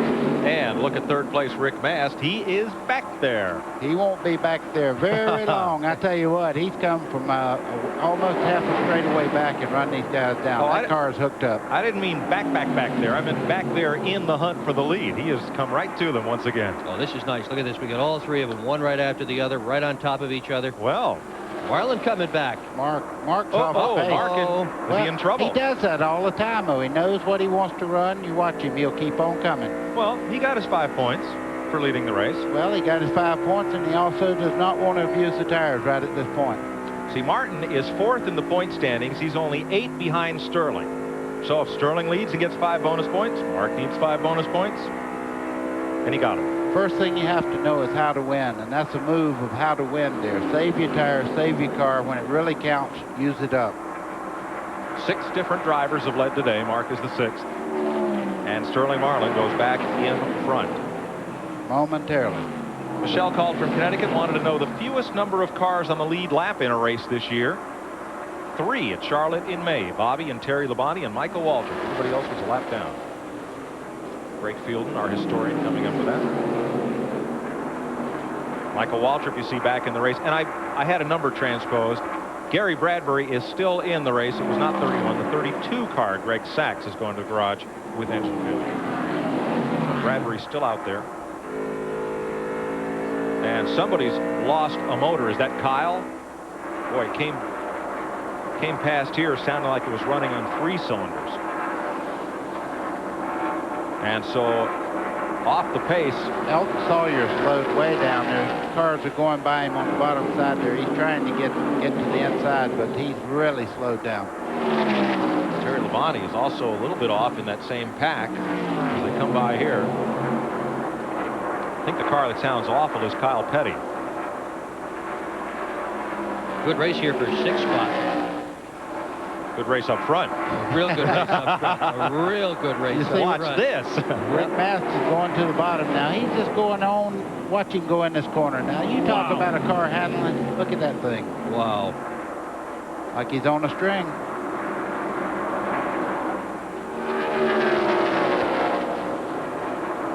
I wonder if he's let himself think that today could be the day that he wins his first ever Winston Cup race. Well, he sure thought that here a year ago. Yeah.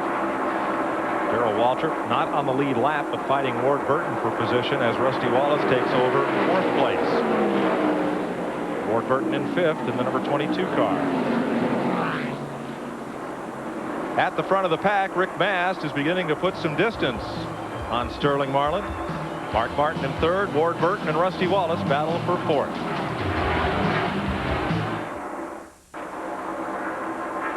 Give us a call here at TNN if you have a question as this race goes on. We'll try to get it answered for you. Our toll-free number, 1-800-451-7331. Elton Sawyer and Kyle Petty make pit stops under the green. You watch Ricky Rudd in 6th place. Dale Earnhardt just ahead of him. And now Ward Burton just behind. There's Burton and Pontiac. And just ahead of Earnhardt, Rusty Wallace appears to be gaining ground on the 3 leaders. As there you watch him pit 6th and 7th place. Stephen from Canada called in to see if Dodge is going to get back into Winston Cup racing since they've announced they're going to go and factory back a couple of super truck teams next year. I wonder, buddy, you won a bunch of races for Dodge. I heard that somebody that won a ton of races, like Richard Petty, might have talked to Chrysler Corporation about maybe fielding a Dodge truck next year. That'll happen. It would surely be a popular return, would it not? A lot of people would like to see Chrysler back. No, don't call. Richard is not going to drive it. No. But another Winston Cup star is planning to come out of retirement to drive Super Trucks next year. Harry Gant plans to run 10 races if sponsorship details can be finalized in a Super Truck. Boy, I tell you what, that'll help that series because he is a serious racer, and he's in great shape. I mean, he quit, I guess, so he'd be home more, but, you know, the truck racing's on Saturday. That gives him Sunday at home.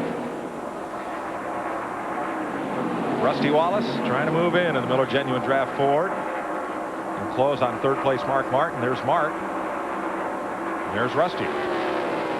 Not a lot of distance, and it's closing. Rusty's turned it up just a notch here. He has that ability. Boy, when he gets into a rhythm, he really turns it on. And they may have lost some people, but that is still a very solid team, and they really know what they're doing.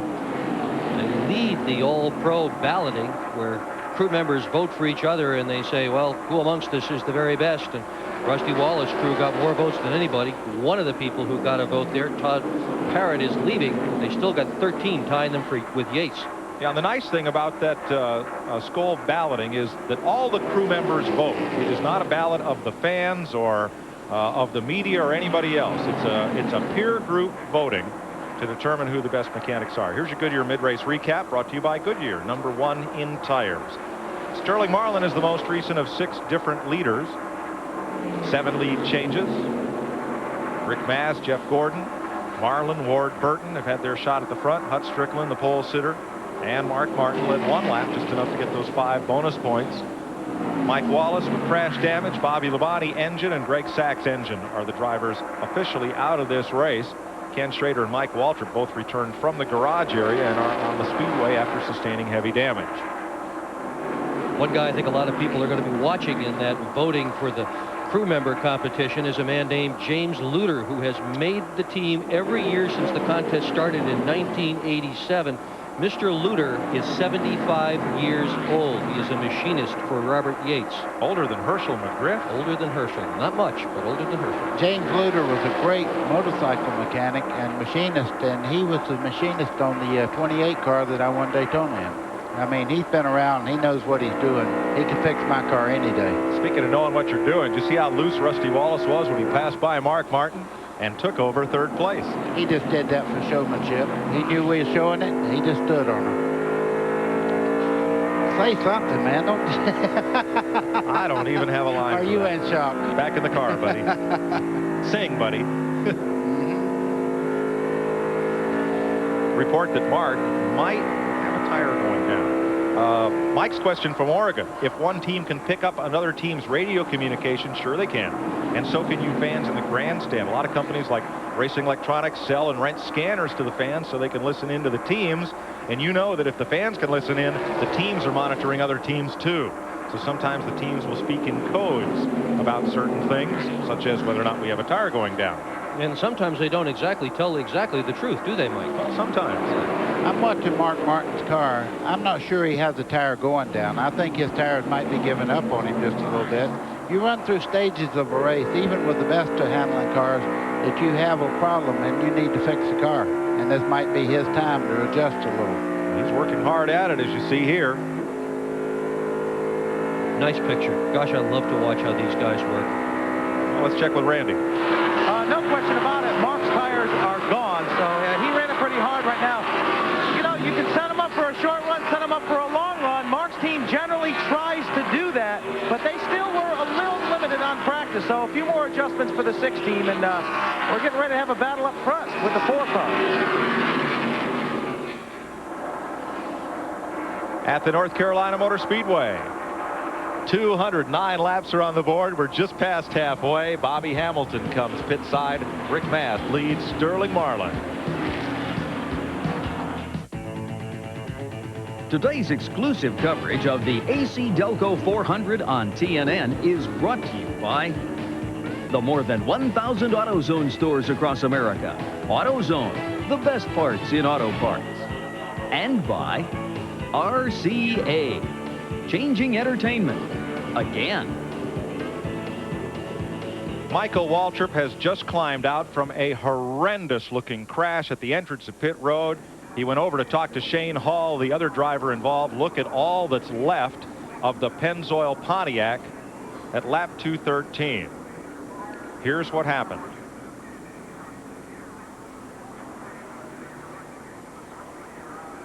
Oh, Hall comes off the quarter and just nails Michael. Watch this. Man. Thank goodness for those water cans there. I'll tell you, that took a lot of that impact away. They used to just stack up tires at the end of that wall, but now they use barriers filled with water to disperse the impact.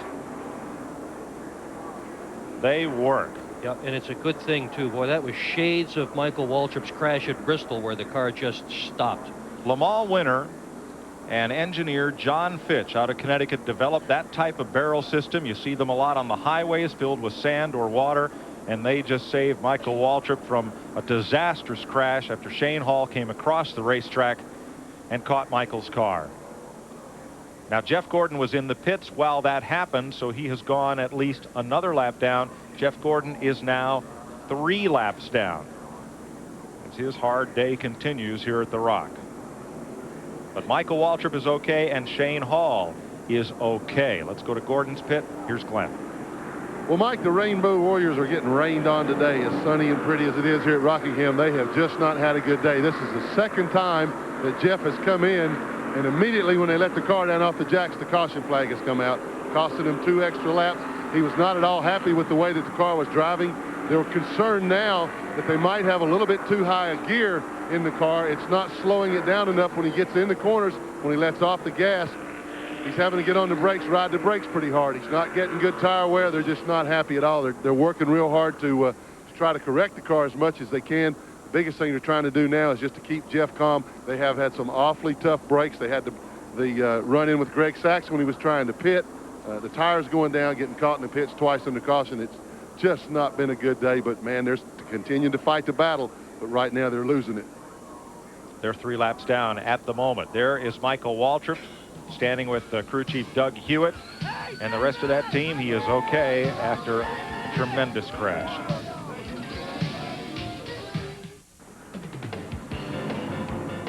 Welcome back to Rockingham. TNN rides down the road in a Winnebago from Cedar Ridge RV Center, Branchville, New Jersey. Call 1-800-988-4884. Joe and the folks will tell you why Cedar Ridge and Winnebago is the choice of champions. And for information on Featherlight trailers, call 1-800-800-1230. Featherlight is the official trailer of NASCAR.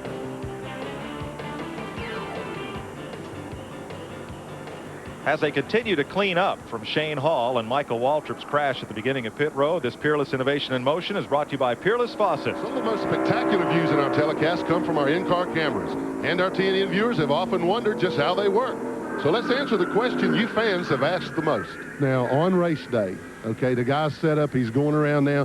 When we see the pictures appear on the screen, where is that controlled from? How is it controlled? That's controlled from our remote truck that's in the television compound, and we have a small control panel that operates each car, and we turn the cars on and off. We make camera adjustments, we move the cameras, we adjust the colors. Everything's all done by remote control from the truck and the TV compound. All right, and there's also, how do you get that signal from the truck to the camera? There's a small antenna that goes in the rear window of the car that shoots a signal up to a helicopter that hovers over the racetrack, and then it's received in the helicopter, and then it's put into another transmit system that sends it back to the ground to our truck, and then from our truck it's fed into the remote truck and then up on the satellite.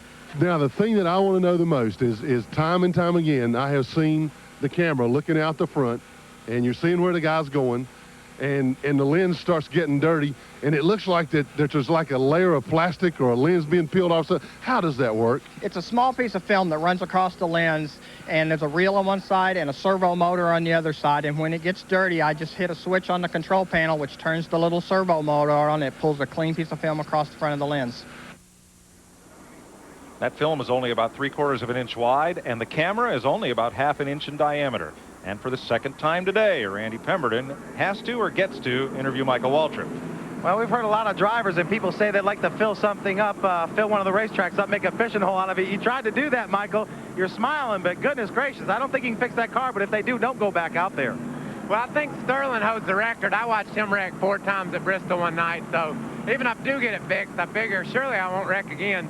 you know, this ain't how we got to be a top 10 car in the points. I think we had 2 wrecks all year long, and now we've had 2 in one day, so that's kind of different. But my mom and dad are thinking about moving to North Carolina, and I hope they do, because I'm gonna need my neck rubbed in the morning, Ma. Come on over.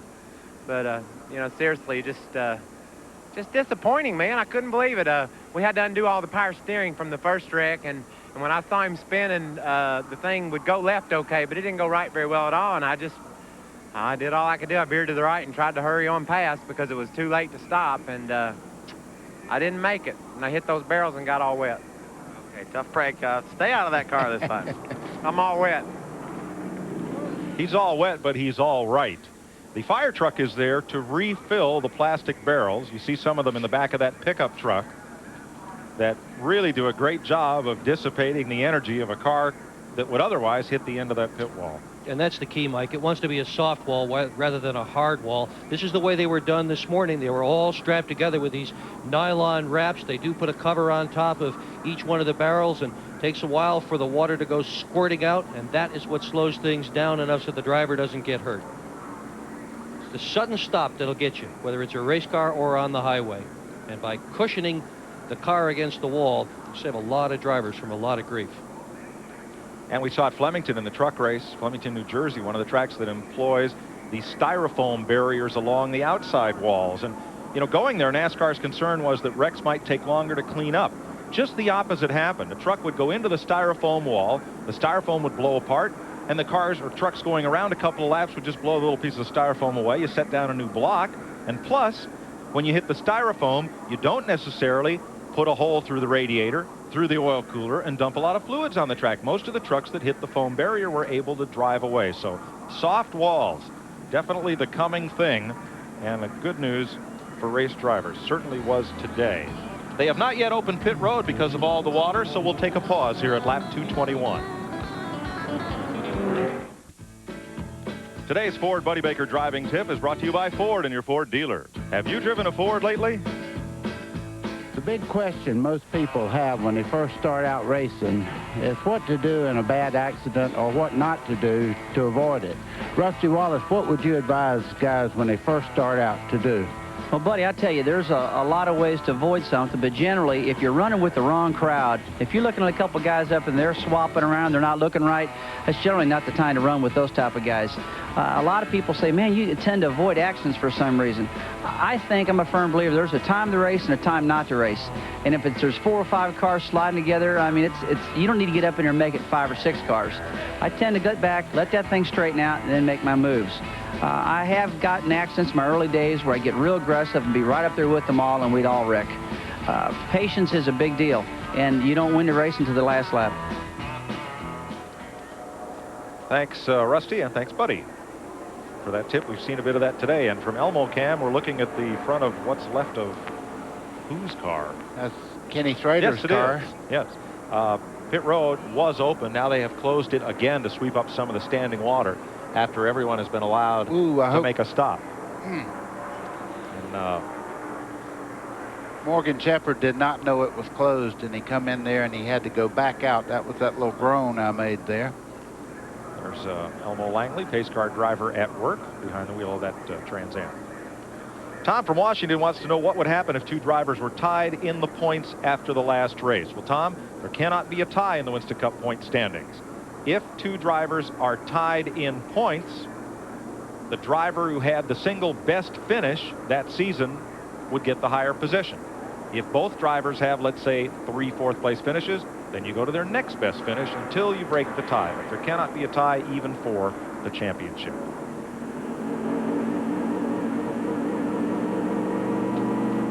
Dick, we're learning all kind of things today, aren't we? I didn't know that. I didn't know that.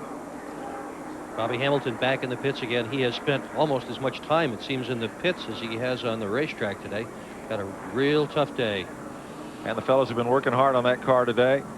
Richard Petty and Dale Inman, of course, the stalwarts of Petty Enterprises. Robbie Loomis, crew chief. Rick Mann, Scott Eggleston, and Greg Stedman changed the tires. Archie Kennedy jacks the car. Randy Cox and Doug Murph carry the tires. Jeff Craven, Mitch Gibson with the catch can. David Walker drives the truck. And and he was involved in an accident. That's the Get Well wish that's on that Chuck Spicer put on there for him. Boy, I love that. You know, these are the guys that make great teams and everything. I like to see them get a little acknowledged. You know, they're the reason that when a guy wins a race, those people in the background are the people that cause it. Yeah, there's the king. Yep. Calling the shots. All right, Ricky Rudd is in the lead lap here, running in the top 10 all day. Glenn is in his pit. Talking with crew chief Billy Engel, Mike, the guys had a lot of time to talk under caution there about what they were going to do to their cars when they finally got to come on pit road. But Ricky Rudd was telling Billy that the car was doing one thing, the tires were telling him it was doing another. So what do you do? Well, what we've done, we've kind of adjusted on the car a little bit all day long, and every time Ricky's telling us about halfway through a tire run that the car is loose. But when the tires come off of it, they're telling me that it's too tight. So I decided to make an aero tightening adjustment and loosen the chassis up and give that a shot here and see how that works out. An aero tightening adjustment. What is that? A little more spoiler. Why did he just say that?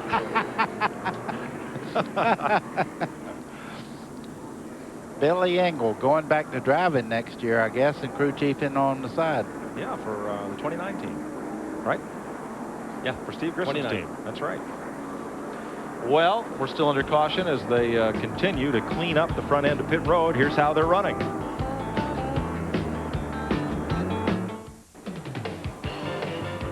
Welcome back to Rockingham. 228 laps are complete. Pit road is open once again as cleanup continues.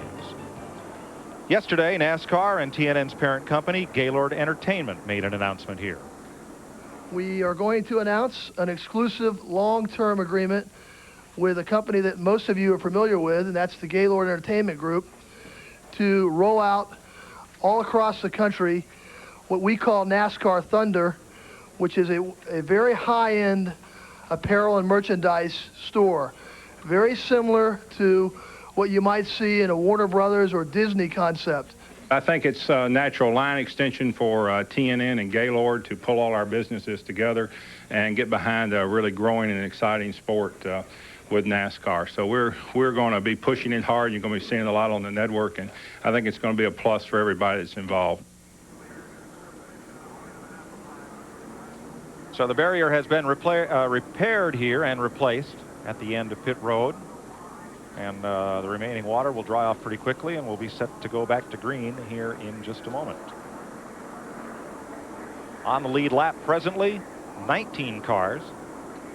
Another 3 a lap down, and another 8 cars 2 laps down. Still only 4 cars out of the race. Going to be another lap or 2 of caution here. Jimmy Llewellyn, one of NASCAR's pioneers, passed away earlier this week at the age of 76. He was one of 33 starters in the very first Winston Cup race back in 1949. He ran 142 of what we now call Cup races, had 6 second-place finishes, and 3 times finished in the top 10 in points.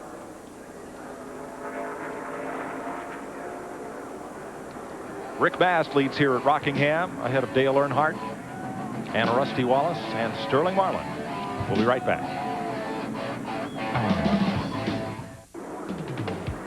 Opryland USA is the official destination of NASCAR. Call the number on your screen for more information Monday through Friday. Rick Mast to lead them down for the restart. Dale Earnhardt, Rusty Wallace, Sterling Marlin, Mark Martin, Joe Nemechek in 6th place. Dick Trickle, Ricky Rudd, John Andretti, and Ward Burton, your top 10. Jeremy Mayfield's up there. Good run for him today. Bill Elliott, Jeff Burton, Terry Labonte. The Jimmy Spencer car driven by Rich Bickle on the lead lap as we come down for green. Boy, Jeff Gordon needs to make up some laps. Every time he makes a pit stop, the yellow flies just afterwards, and he loses another lap. I guess he's 3 laps down right now. That's correct. Let's add to the cars on the lead lap: Ricky Craven, Lake Speed, Jeff Bodine, and Gary Bradbury.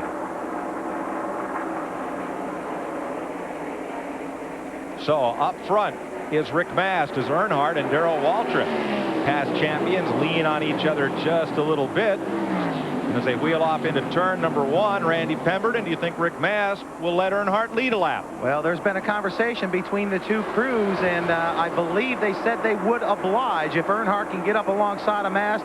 He's going to let him pick up the 5 points. We've seen it done this year before, surprisingly enough, but I don't think Earnhardt's going to be able to get to him. Well, surprising, too, with Mast being in a Ford and Earnhardt is Chevrolet, but next year that Rick Mast team moves to Pontiac, so who knows on what basis allegiances are made and broken in this sport, even temporary ones.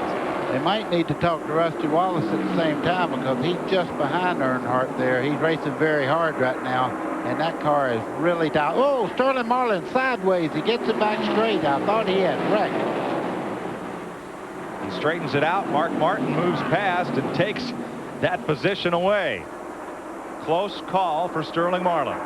Man. Here comes Earnhardt underneath Bobby Hillen, who is 2 laps down.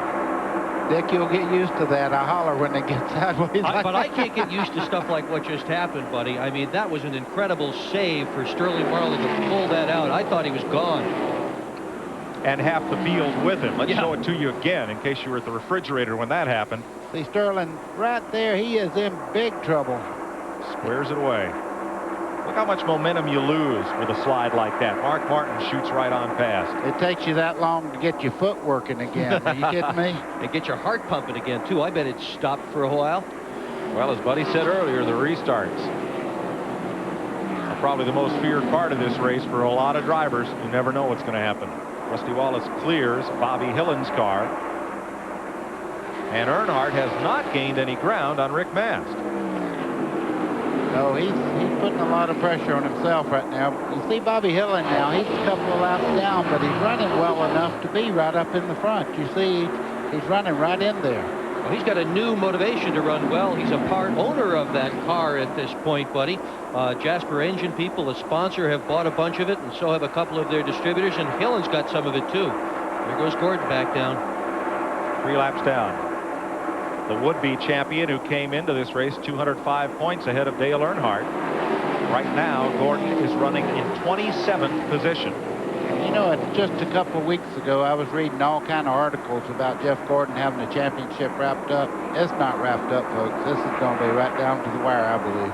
Now, we haven't even seen the fat lady here at the Speedway yet. She hasn't shown up. Boy, what a mess here. Ward Burton tried to get under John Andretti, ran out of room. Everybody stacks up right behind him. Steve Grissom, 29. The Meineke car on the high side. Ooh, Andretti a little loose. Very loose. Straightens it up. Big cluster of cars right there. Jeremy Mayfield moves underneath him in Cale Yarborough's RCA car. Jeremy running with the top 10 today. Good run.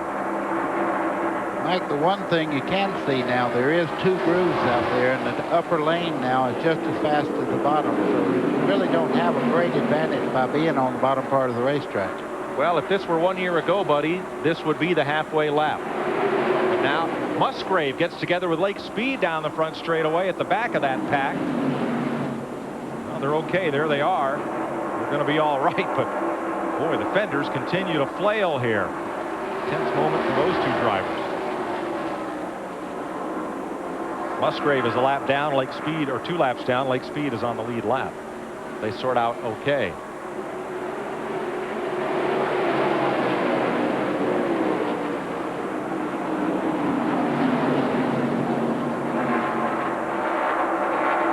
Things start to settle in now. How about Bradbury there right behind Jeff Bodine? He'd only had 9 laps of practice ever here at Rockingham in a Winston Cup car, and he's on the lead lap. And how about the 4, Sterling Marlin? It doesn't look like that slide for life scared him at all, does it? He's right back at it again, pressuring Mark Martin for position. Martin is running 4th. You see anybody in the garage this weekend wearing the Judge Ito mask? That's the biggest selling Halloween mask this year. I thought sure somebody hanging around that Kyle Petty car with the pumpkin design would have had that on. No? Haven't seen it. It's not Halloween yet. Martin running in 4th, Sterling Marlin in 5th spot. You know, Mike, we pointed out several times during the race that several of the guys thought they actually had a flat tire. Mark Martin just a little while ago said the right rear was going flat. Well, he ran on and on and on and caught a caution. If he'd have pulled in right away without feeling that car and realizing the tires had gone away so badly, he would have been a lap down right at this point. But instead, Mark is right up in the thick of it, battling with Sterling Marlin here for 4th place. And you know, both of those guys are having their best Winston Cup seasons ever. Mark with 4 wins, Sterling with 3 wins. Mark says that one of the reasons this is such a good season for him, and his crew chief agrees, is that the 4 teams have had to come from so far behind to catch up with the Chevrolets, and they've all pulled together and done it. Billy Engel told Glenn about the change he made on Ricky Rudd's car. It was an arrow kind of change. The arrow is facing the wrong way. Ricky is backing up. Sorry, Billy. But no, Ward Burton just went past Ricky. That was for 8th place, and now Bill Elliott's about to get him for 9th. And you might wonder where that number 94 comes from on Bill Elliott's car. That's for his nephew, who is not doing all that great right now. And we're certainly pulling for him. For Casey. Casey, yep. Had a tough week this week. Going to go to the hospital in Houston tomorrow morning. We all wish you well, Casey Elliott. Used to be his number when he raced. 94. Yep. Joe Nemechek right behind Mark Martin. Nemechek is the 6th place car. Good run for the Burger King Chevy today. You know, we hadn't talked about him, but you can see right there, he's just as fast as Mark Martin. And I look for great things out of this boy. He can drive a race car. You see the hood's been up a little bit. I think he got into an altercation earlier in the race. Just in the middle part of the hood there is bent down just a little bit, but he's flying around this racetrack. He's also looking to sign his sponsor this week. Another good reason to have a good run today. Wish him well in that endeavor. And as we watch this, Ricky Rudd drops out of the top 10. Both Jeff Burton and Terry Labonte go past his car. Dick Trickle is on the lead lap, and he's right behind Nemechek. Well, he's another one there's a lot of controversy about whether he's going, where he's going, or what he's going to do next year. One thing he told me for sure, he said, I want to race. So I would just, if I had a race car, I wouldn't hesitate a moment. He's a good race car driver and won a bunch of races. Fairly experienced. Yes. Experienced at winning. Yes, very much so. And here's Ward Burton putting the MBNA Pontiac right up behind Bud Moore's Ford with Trickle aboard. Whoa, Trickle. Hang on, guys. And Mark Martin just slides right to the back of that bunch. I think somewhere along the way they've gotten off just a little bit as far as balance on that race car. He's not able to go for long runs very fast at all. Remember, Martin is looking for his 4th win in a row. Glenn, is there a problem? Well, Mike, they made an adjustment on the car, and Mark just radioed in last lap. He said, let's go back up with the car. They lowered it just a little bit. He said, let's go back up with the car. It's not running worth a darn right now, so they know that they went the wrong way. Maybe they did the same kind of adjustment that Billy Engel made. Arrows pointing the wrong way, but they're definitely looking to change it. They have just changed the new sets of tires here in the pits that are on the stands that they're going to put on the car. So obviously those tires were aired up a little differently than the ones they had out there. So they're going back to what they had before because Mark is not happy. And I'm corrected, Glenn, 3rd win in a row. He won at North Wilkesboro and at Charlotte. So looking for his 3rd straight win here in 1995. Got 140 laps to straighten it all out. Plenty of time yet to get everything squared away, and they'll certainly have at least one more pit stop before it's all done and over with, maybe more than that. And these guys just keep showing up on camera today, don't they? Ward Burton. Yep, doing a great job. Started 3rd, currently running in 7th. And Dick Trickle. How long has it been since Trickle had a top 5 finish? Not this year. That's right. 10th is his best of the season. That came at Pocono in July. Turn 2, a car in the wall. Is that Andretti? No, it's 31 Gary Bradbury. He was on the lead lap all day. And Buddy can tell us what a terrible spot turn 2 is up there. Well, what happens? You come off there and the car just jumps out towards the wall. Back there in a second. First, Randy, is there a problem with Rick Mast? Yes, there's a problem, guys. He came by the front stretch when that caution came out. No question about it. Rick Mast has dropped a cylinder. Well, I may be wrong now. It could be an ignition, but that car is not firing. So, and man, this team's heart just sunk, every one of them. So they're going to try and take a look at it when he brings it in under this caution. And look who led this lap back to the caution, Dale Earnhardt. So Earnhardt gets the 5 bonus points as the rescue crew goes to Gary Bradbury, who was on the lead lap. Buddy, you were telling us again about turn 2 there. Yeah, what happens, Mike? You run right around the base of the racetrack, and coming off over there, there's a little crown as you start out of that corner, and there's a patch over there. It kind of upsets the chassis. and it just jumps over towards the wall, and it's real easy to get in trouble there. So the rookie Bradbury, who was on the lead lap and had a fine run, ends it up in the concrete. The leaders are pitting here at lap 257, and we saw a few puffs of smoke from behind Rick Mast's car. Let's see what Richard Jackson's team does. They are going under the hood to have a look. Man, I hope there's nothing wrong with that car. Randy? Well, they certainly don't know. They're going to take a look at it. It sounded like a cylinder to me. You know, you have to speculate, look back. You wonder if possibly that missed shift earlier could be showing up now. It's a possibility. We'll just have to wait and see. But, man, these guys are heartbroken. Best run they've had all year. Glenn? Well, we're down to Mark Martin's pits, and they definitely did readjust the car they took out. They put some bite in it a while ago. They took it out this time. 4 tires of fuel. Same thing for Dale Earnhardt. Same thing for Ward Burton. All the cars down here making very slight adjustments. As Billy Engel told you about his car, Ricky Rudd's, they've been adjusting on them all day. But Martin went back to where they were a while ago. That seemed to be the best setup yet. We're going to talk to Steve Mill in a minute and find out exactly what they did. Jeff Gordon comes down pit road with the lap down cars, and Randy, his Rick Mast's car may not even be running at this juncture. They're pushing it towards the garage area. They backed him up. They're going to push him behind the wall. Motor gone, guys. He's probably done. The NASCAR Family Cruise in the Big Red Boat is sponsored by R.J. Reynolds, Image South Marketing, and Laval Corporation. NASCAR fans have the opportunity to make cruise history. Cruise from Cape Canaveral to the Bahamas December 4 through 7. Winston Cup drivers including Kyle Petty, Ernie Irvin, Todd Bodine, Ted Musgrave, and Steve Grissom will participate. Proceeds benefit Winston Cup Racing Drivers Wives Auxiliary. For more information, call the number on your screen. Rick Mast began his Winston Cup career at Bristol in August 1988 in a car owned by Buddy Baker. He hoped to win his first race today and will not. Randy? Well, we figured we'd be possibly interviewing Rick, but we didn't think we'd be back here in the garage area. Rick, we're absolutely sick for you. You had a heck of a race car. Yeah, it's a good car, you know. I don't know what happened. I think it blew up. Tough break for Rick Mast. What do you say? The guys run well all day. One other note here that I have to make. On pit road during that last pit stop, the 2 car of Rusty Wallace had another pit stop that they just didn't feel they got off pit road right. I don't know where they're running presently on the racetrack, right behind Terry Labonte on the track. Billy Wilburn, all-pro front tire changer, walked off. So Rusty was mad at his pit stop. There were some words exchanged. I saw Billy Wilburn walk back to the garage area. He is now in the 2 truck. We'll go back out onto the pit road. We'll find out who's going to change front tires. But amazing how this new pit road rule has affected so many teams, and certainly negatively for the 2 team.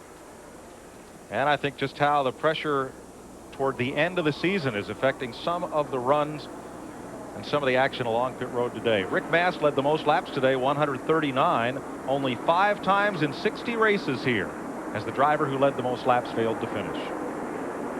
Billy Wilbert is a good one. He's a real good one of the best tire changers ever in Winston Cup racing. Well, tempers flare in this business, and hopefully just temporarily. Yep. We're getting set to go back to green here. The lap count is 261. Make that 262 as they come around. Jeff Gordon 3 laps down, the Winston Cup point leader. But Dale Earnhardt, the race leader, stands to gain a lot of ground in that season-long chase for the championship as we go back to green. Earnhardt leads Sterling Marlin and Dick Trickle in 3rd. Mark Martin's 4th, Joe Nemechek 5th, Ward Burton is 6th. 7th is Ricky Craven, 8th is Bill Elliott, Terry Labonte, and Rusty Wallace 10th. After all these years, if Dick Trickle is auditioning for a deal for 1996, the audition is going very well today. He's the 3rd car. He's on the outside of Jeff Gordon as they go into turn 1 there. Look at Trickle, how much momentum he gets up off the corner. Watch him go down this back straightaway. That car is running.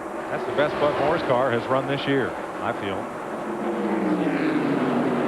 Seat's still open in that car. It's not yet set as to who's going to drive it. Ooh, nice run up front for the lead. Sterling Marlin.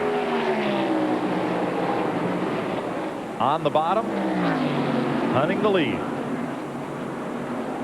One thing about it, he'll have to earn it. He won't just roll over and play dead there. Wow. Earnhardt fighting him back. You see Jeff Gordon making it 3 wide going in the corner there. And Dick Trickle just about got into the back of Marlin. There was some tire smoke there. I think there was some contact, Mike. That was a bonsai move by Jeff Gordon. Yep. Jeff, I'm sure he wants to get some of these laps back. I mean, he has really been plagued. Every time he stopped today, there's been a caution just moments afterwards. Darrell Waltrip's just gotten back on the lead lap. And that'll now give us 18 cars on the lead lap. Looks like Jeff's a little bit quicker than Earnhardt right now, but boy, they're fighting for the national championship. They have to be very, very careful. Can you imagine if he hit Earnhardt right now and turned him around? Nobody's counting points right now. It's just good, hard racing. Here comes Trickle up underneath Bobby Hillen right behind these two. Nope, couldn't do it in turn 3. Sterling Marlin and Mark Martin also having quite a battle as you watch from Mark's car. See, Sterling's car just danced just a little bit coming right up out of the corner. He may have just a little bit of a loose condition right at the moment, but that may get better as he goes along. Well, we'll see if Mark and the Valvoline Ford can capitalize. Jeff Gordon lined up right on the back bumper of Earnhardt. Going to sit there for a little while. Well, the crowd's loving it. They're standing up. You see him moving to the inside as they come off turn 4. So, Buddy, when you make that move on the inside off the corner, do you have the momentum? Obviously, he had it at the end of the straightaway there. There's your answer, but he's up high, and Earnhardt's trying to make a move back on the inside. That's kind of a patent move by the 3-car there of Earnhardt. All right, hey, if you're Andy Petrie, do you tell Earnhardt, hey, if he goes by you, he's still 2 laps down? I don't think he talked to Dale Earnhardt very much. Yeah, I'll bet Earnhardt knows exactly where Jeff Gordon is running. I don't think he needs anybody in the pit to tell him how many laps down Gordon is. I'm sure he's well aware of that situation, and letting him go now is probably a very wise move rather than take a chance and possibly have a jingle here. Agreed. Here's the running order. Your Napa Field standing update. Napa, we keep America running.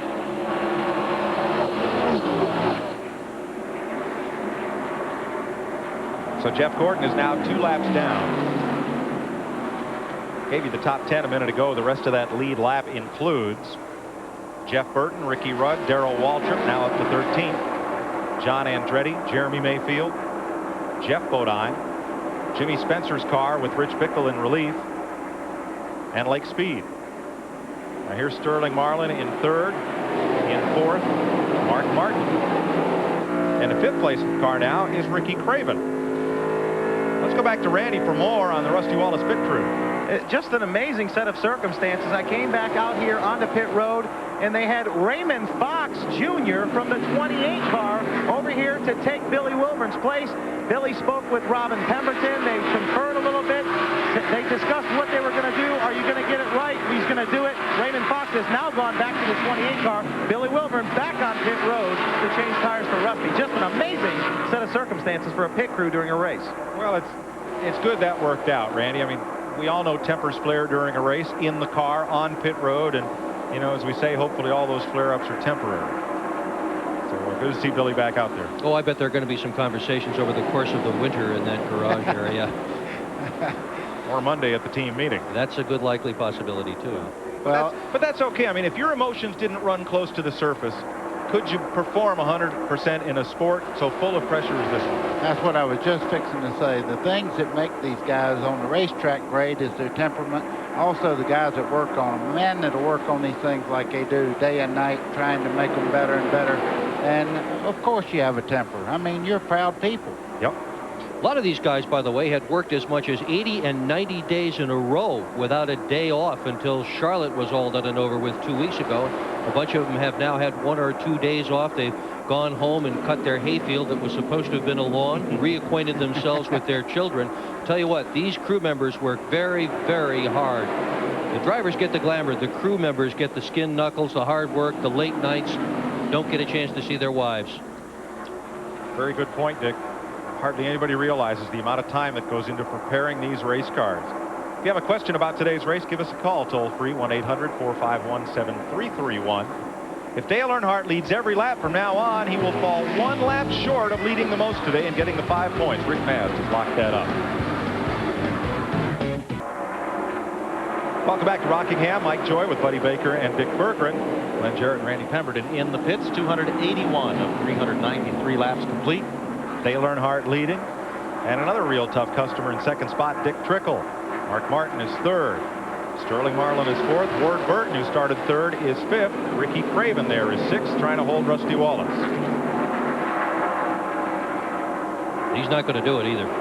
No, Rusty's got the spot. When he goes into turn 1, he ought to just move right on by. There he goes. And Terry Labonte moving up along with Bill Elliott and Jeff Burton. Still, that's pretty neat for a guy who is running this racetrack for the 2nd time, Winston Cup. There goes Ward Burton going by Sterling Marlin for position. 4th place. Bill Davis' car has been strong today. Yeah, it has. In fact, it's been strong since Ward Burton took it over. And Clyde Booth came at the same time. Now, that's a combination. It's a team manager and a driver that all arrived at the same time. Booth says he loves this guy's attitude, this kid Burton. He said that they were going to go off a few days ago and do a test, and Ward just quietly went up to him and said, can you tell me, Clyde, who am I rooming with? Clyde said, son, you're in a good team right now. You're not rooming with anybody. You got your own room. Another young fellow's been doing well today, Ricky Craven. Terry Labonte and Bill Elliott may get past him here, but Craven's had a strong run in that Kodiak Chevy number 41.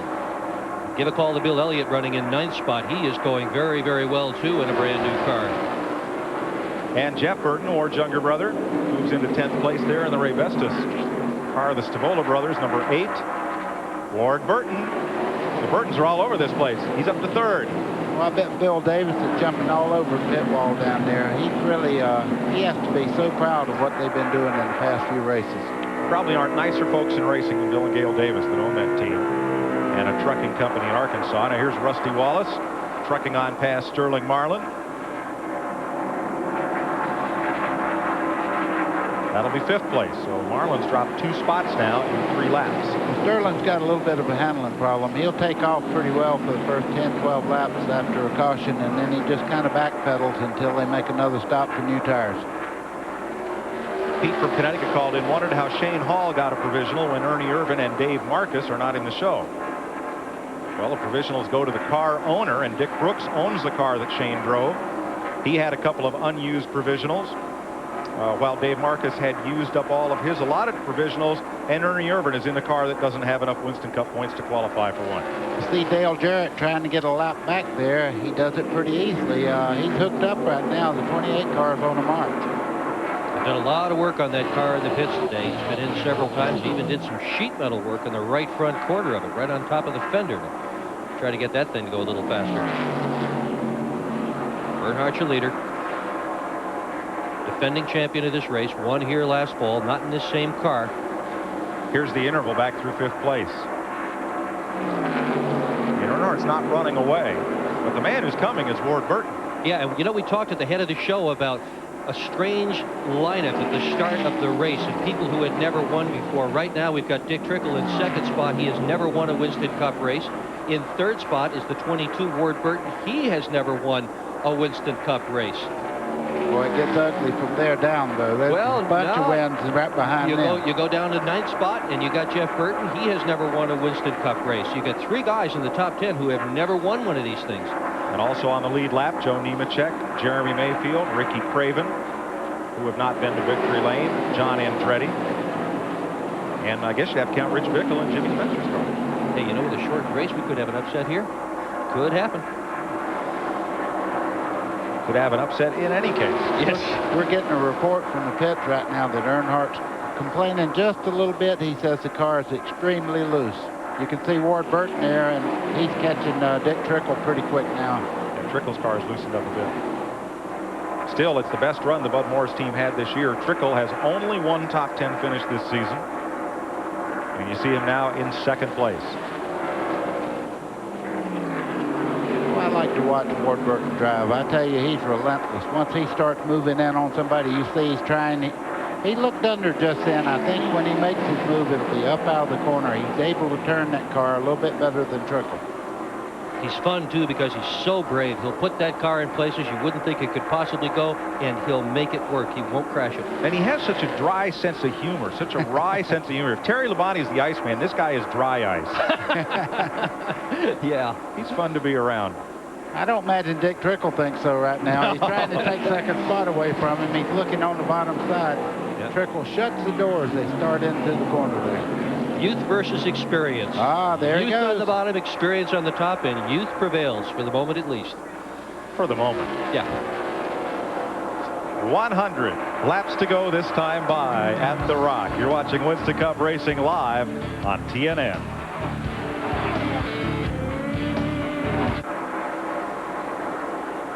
Ward Burton has taken the lead here at Rockingham. Here's how he and Rusty Wallace got past Dale Earnhardt. Well, Dale he's fighting this car right now. You see Ward going down on the bottom side. Dale did not even try to fight back there. He just let him go right on the bottom side. Now, Dale is always going to do this. He's going to close in right in the center part of the corner, but watch Ward power off that corner and down the straightaway. You notice Ward was expecting that move and dropped right to the bottom of the racetrack. Now here's Rusty getting past for second spot. Well, Mike, when you start getting loose, that's all you can do. You just run as fast as you can and try not to lose too much ground to the leaders. But if you try to run over the limit, you'll spin the car on the racetrack, even with the ability that Earnhardt has. And Rusty is closing in. Ward Burton's best finish ever here at Rockingham is 9th. He's got it down well. He's finished 2 races here at Rockingham, 9th both times. Rusty has won 3 of the last 5 races here at Rockingham. So here we go with Rusty catching the youngster in the 22. 33-year-old Ward Burton. 1990 Grand National Rookie of the Year. Began racing go-karts at age 8. Only 2 drivers have ever won in their first Winston Cup start at Rockingham. Donnie Allison, 1968, Mark Martin, 1989. Ward Burton trying to become the 3rd driver to do that today. Boy, Rusty's closing in. Ward's very fast. I think he's being extremely careful in traffic right now as he comes up behind Bobby Hillin there. You see him, he's really not forcing the issue to jump down underneath. He wants to make sure they know he's there. He knows he's got a good car, and now he's starting to move by Hillin as they come off turn 2. I'm sorry, this is Burton's 3rd Winston Cup start here, so he will not extend that record if he goes to victory lane. Rusty Wallace may have something to say about that as they close up on Bobby Hillin. Here comes Rusty. Well, I was just watching that 2 car. He's getting tremendous forward bites. The center of the corner is where he is absolutely flying. When he gets back on the throttle, watch him close in as they come up out of the corner here. He is running. Here he comes. Wallace on the bottom looking for the lead. Ward Burton has to give him the low side. Oh, black on black. Boy, I tell you, I'm beginning to think that black cars maybe just they might have a little edge or something. It just seems if you paint your car black, you start running faster to me. Randy? Well, you know, we talked early, at least Dick Berggren did, about how important the shocks have become and the Tom Hoke joining the team, the Penske team. Talked to Rusty this morning. He said, we absolutely have the best shock package that I have had in my career here at Rockingham. He said, if we can get some long runs, he said, we're going to win this race. He said, so Robin and Tom Hoke have worked hard on these shocks, and it appears to be paying off. If it goes green flag, he's going to be tough to beat.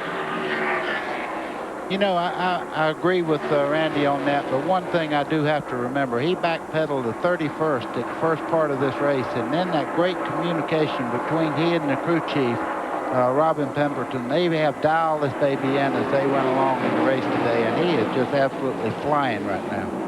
I'll tell you what that's all about, buddy.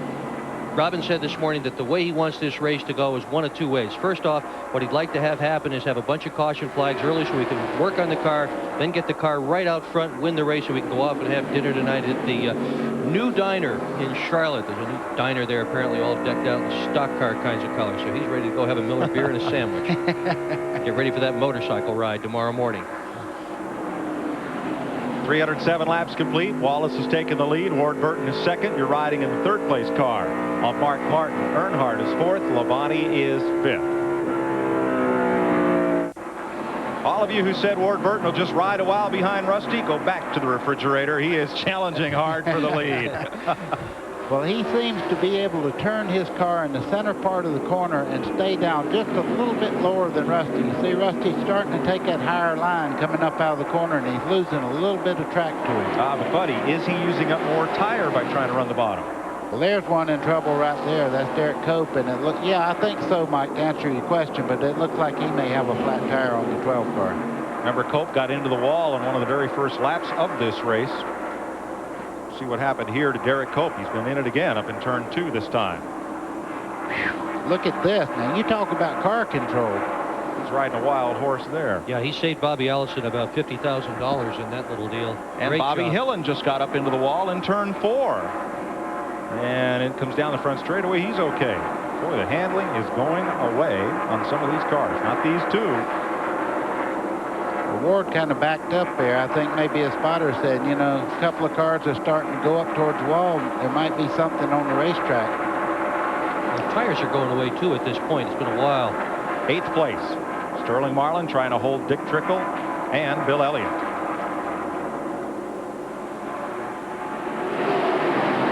That's Hut Strickland in the green car there. He's a pole winner, but he had a wreck early in the race. For those of you that didn't see it, got it backwards into the wall, and he had to replace all the inner panels. He's many laps down right now. 6 laps in arrears.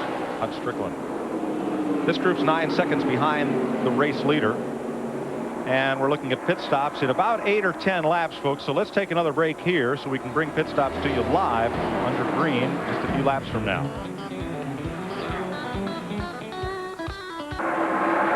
Pit signs out for Jeff Gordon. Bobby Hillen has just made a stop.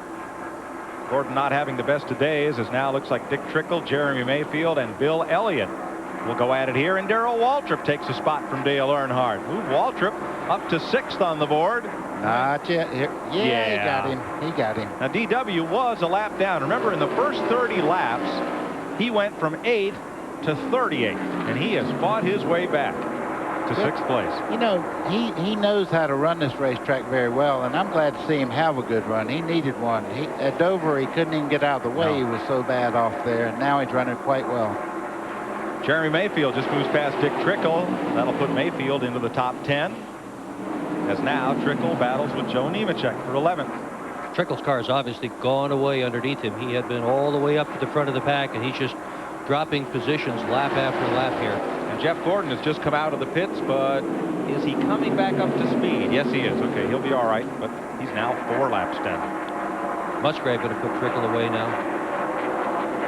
Musgrave off the lead lap. He is make that 2 laps down. 70 to go here at Rockingham. We move on to Phoenix next week, and you'll see that live on TNN. Leader in the pits, Rusty Wallace and Ward Burton both come in. Randy is in Rusty's pit. Well, we don't have to tell you how critical this pit stop is for both of these teams. Rusty had just radioed the guys and said, guys, just like Buddy, you said, the car is running better in the high groove, plus it's easier on the tires up there. Billy Wilbur not having any problem on the right front. Left side's coming off. Robin sticks the left front tire on. Billy tightens them up, tightens on the left rear as well. Good pit stop for the 2 teams down the way. Glenn? Well, Randy, I'm down in the 22 pit. Ward Burton has just come in. The right sides are already on. The left side's going on right now. Great run today for the MB&A Pontiac. He's down and away. Rusty just barely beats him as they go off pit road down here at the end, but it was close. Good pit stop by the MB&A Pontiac. And up at the Wallace pit, Robin Pemberton walked around and gave attaboys all around. That was the kind of stop they needed under green. Kyle Petty has stopped out in the middle of pit road. Actually, he was waiting for Terry Labonte to get out of his pit stall before pulling in. Nice move by Kyle. Didn't want to balk Terry. Glenn is in Earnhardt's pit. And also, Mike, 4 times, a little bit of trouble there. The NASCAR official is talking to Andy Petrie. I don't know what it's all about. I'm going to find out. I'll get back to you. It looks like they're going to bring him back in. We'll check this out and get right back to you. Well, it looked like the official was motioning to hold him. And we'll have to check and see what happened. Now, Kyle Petty out here got himself up and into the wall. Boy, while following John hit. Andretti. Yes, it was. Smashing pumpkins, our producer says. Bet that car will be silver next week. Well, no, Halloween is next week. Who knows what it'll look like. I'd paint it back, I think. It's really not becoming. Well, now you made the point about black cars, how there must be something, this black car thing. Linda called from Rhode Island, or Long Island, said, do the car owners have a say in the color of the car or just the sponsors? You owned a race team. Sponsors have everything to do with any color. You really don't have a choice. If they said make it green, purple, and red, and you said, I don't think that'll look good, they said, too bad, that's what we're going to do. Official still talking to Dale Earnhardt's crew. Well, if the sponsor says, we're going to give you $4 million, we'd like the car to be blue, what would you tell them? Boy, it'd be blue before they got their mouth shut. Well, Jeremy Mayfield in the red car, Cale Yarborough's RCA machine, is the race leader. As green flag pit stops continue, Mayfield stays out. Going to lead a few laps here. This is going to be one of his best runs of the season. Jeremy's best finish is 8th at Pocono in July.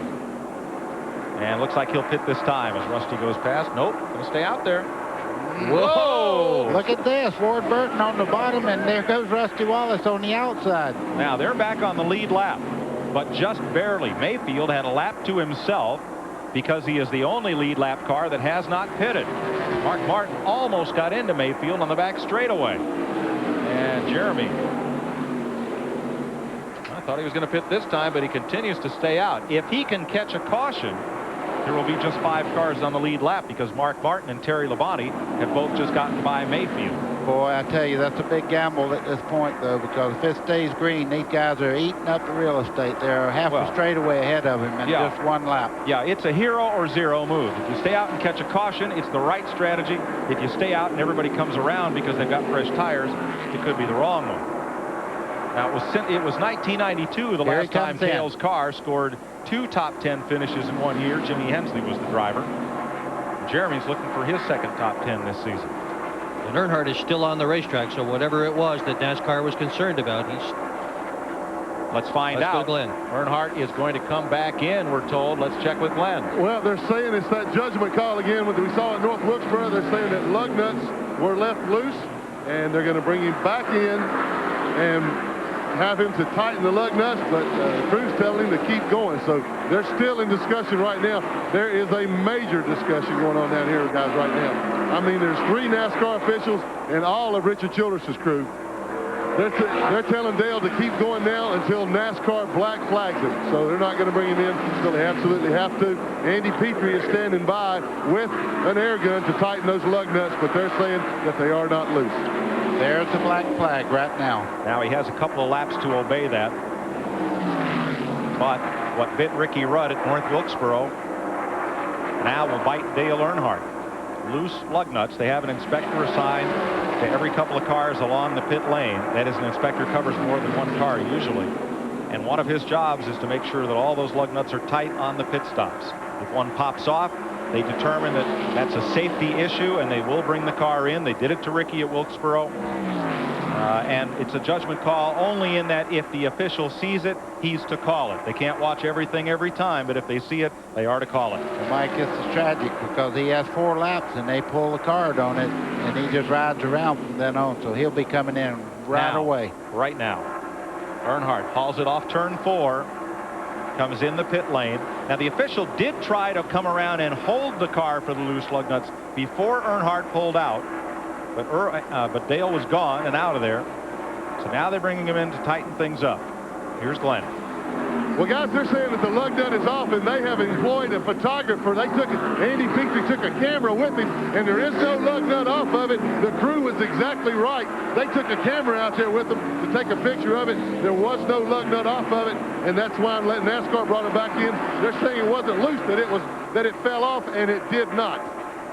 Well, as we watched at last night's World Series game, there were some called strikes that from a different angle were balls and vice versa.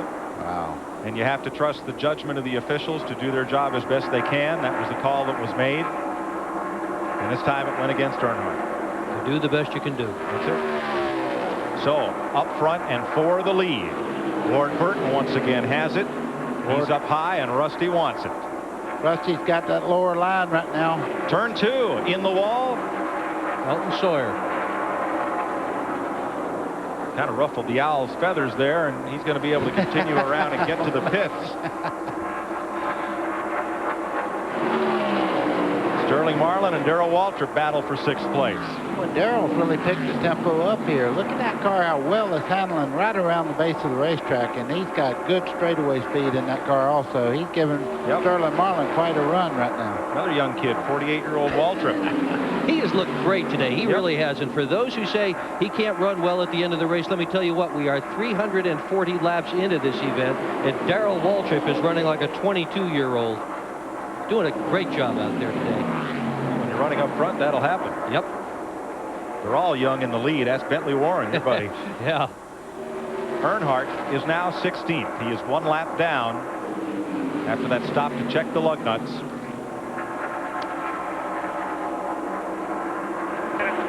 This is for 6th spot.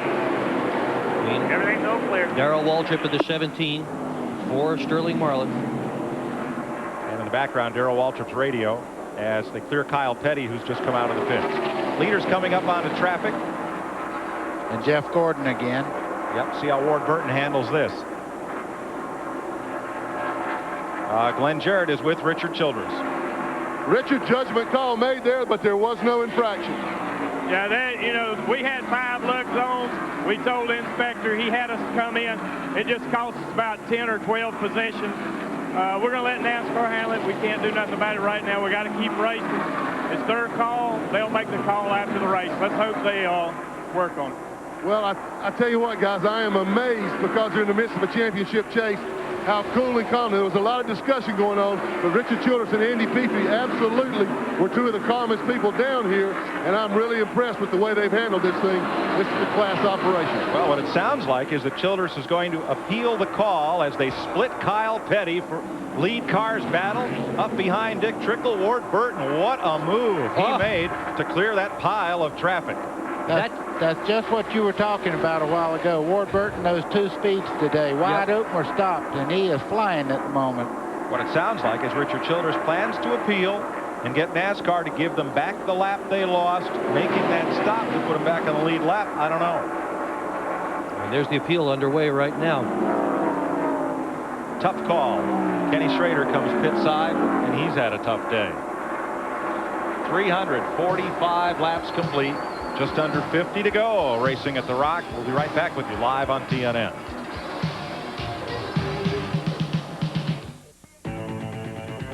Today's exclusive coverage of the AC-Delco 400 on TNN is brought to you by Napa. We keep America running. And by Ford and your Ford dealer. Have you driven a Ford lately? Well, there's going to be a big collective sigh of a whole bunch of lungs here as people get their breath. Ward Burton and Rusty Wallace again just ran through an unbelievable pack of traffic. Dick Berggren said that has great possibility of being a bad wreck here. 3 deep, and they managed to get through that somehow or another. It's just a testimony to the skill of the drivers, because that was extraordinary. Ward Burton came in on top of all of that in the 22 car. Never has won a Winston Cup race. Looking for his first win ever here. Yeah. Well, never so far. He will. Whether today is the day or not, he will. I think he will. Let's show you what happened there in break. Look at this pack of traffic. Robert Presley, Steve Grissom, just ahead of the leaders. They're trying to get by Mayfield, and oops, up you go. That is no man's land up there, as high as Ward Burton was with the 22 car. Yeah, that's the Harry Gant groove, and Harry's retired. Yeah, so it's all... And so is that groove. Yeah, so that's all loose tire debris up there and all kinds of things you wouldn't want to be anywhere near, no matter where you were running, but running for the lead, running for the win. I'm watching Rusty Wallace. He's starting to use that high groove to an advantage again. He's letting the car drift in, kind of diamond the center part of the corner, and he is down the straightaway. He is so strong that that's where he'll make his move. It looks like he's gaining on Burton right at the moment. Yeah, Rusty's done a lot of his passing coming off turn number 4, getting a run, dropping to the bottom, and coming off the corner. Mike, the other thing he's doing, he's really giving his tires a break by going up there and not pinching the car through the center part of the corner. When he goes up, he's really got an advantage right there. And he passed Derek Cope and straight arrow 4. Rusty right there. Look at Rusty's gloves as he turns the wheel, takes an extra little bite out of the corner there in the center, and then comes off the turn. Well, if it comes down to 10 laps to go and there's a lot of lap over traffic in front, Ward Burton looks unbeatable to me. I tell you what, he's made some moves today that absolutely set you right up in your seat. And that are a little surprising given his level of experience versus Rusty's. He has made the right move on each one of these packs of traffic. Mike, the one thing that I will tell you, anybody out there is a good race car driver. They Certainly. don't get in the Winston Cup by being a bad race car driver. They're a champion somewhere before they ever come here. So you don't just walk in here and say, I want to be a Winston Cup driver. You work your way in. But the guy that's running in second spot has won 41 times. This is his 360th start. And there is a lot of skill, a lot of experience there that Ward Burton just doesn't have. 35 to go. What Ward does have right now is the lead. Yeah. And a great race car and a good crew, you know. Yes. They come in there with Rusty a while ago, and everybody knows that Rusty Wallace has a great crew. They come in together, they left together. So that's a good testament for Bill Davis and his crew. All right, John from Illinois wants to know, why don't they run carbon fiber brake rotors like Indy cars and Formula One cars do? Dollars. They cost too much money. Yeah, right. NASCAR has done a really good job of keeping the cost of this series down, and there are a lot of technological advances, if you will, that could be on these cars that NASCAR has just said no, they want to keep it affordable. Exactly. Up front, driver Ward Burton, car owner Bill Davis, crew chief Chris Hussey are all looking for their first Winston Cup win. Will today be the day? Stay tuned. Today's exclusive coverage of the AC-Delco 400 on TNN is brought to you by Pep Boys Automotive Super Center. Welcome back to Rockingham. Mike Joy with Buddy Baker and Dick Berggren. Glenn Jarrett and Randy Pemberton on pit road today. The leader is Ward Burton. Here is Dale Earnhardt. Presently, Earnhardt is 14th, one lap down after being called back into the pit to replace a missing lug nut. It wasn't missing. Glenn, what was the story? Well, Mike, the deal on it was with the Richard Childress' crew paint their lug nuts on the face of them day-glow orange. And they had one lug nut. You can see on the tires here, if you can see this, how the orange day-glow paint, you can see those real easily. Well, one lug nut was glued on that wasn't painted. And so when the gun came off of it, the official was looking at it. He didn't see the day-glow paint. You can see how easily he thought that the lug nut was not on there. I mean, it's easy to see how the mistake was made. Costly mistake, but he was looking for that orange paint. All 5 lug nuts were on there. 4 of them were painted orange. 1 of them wasn't.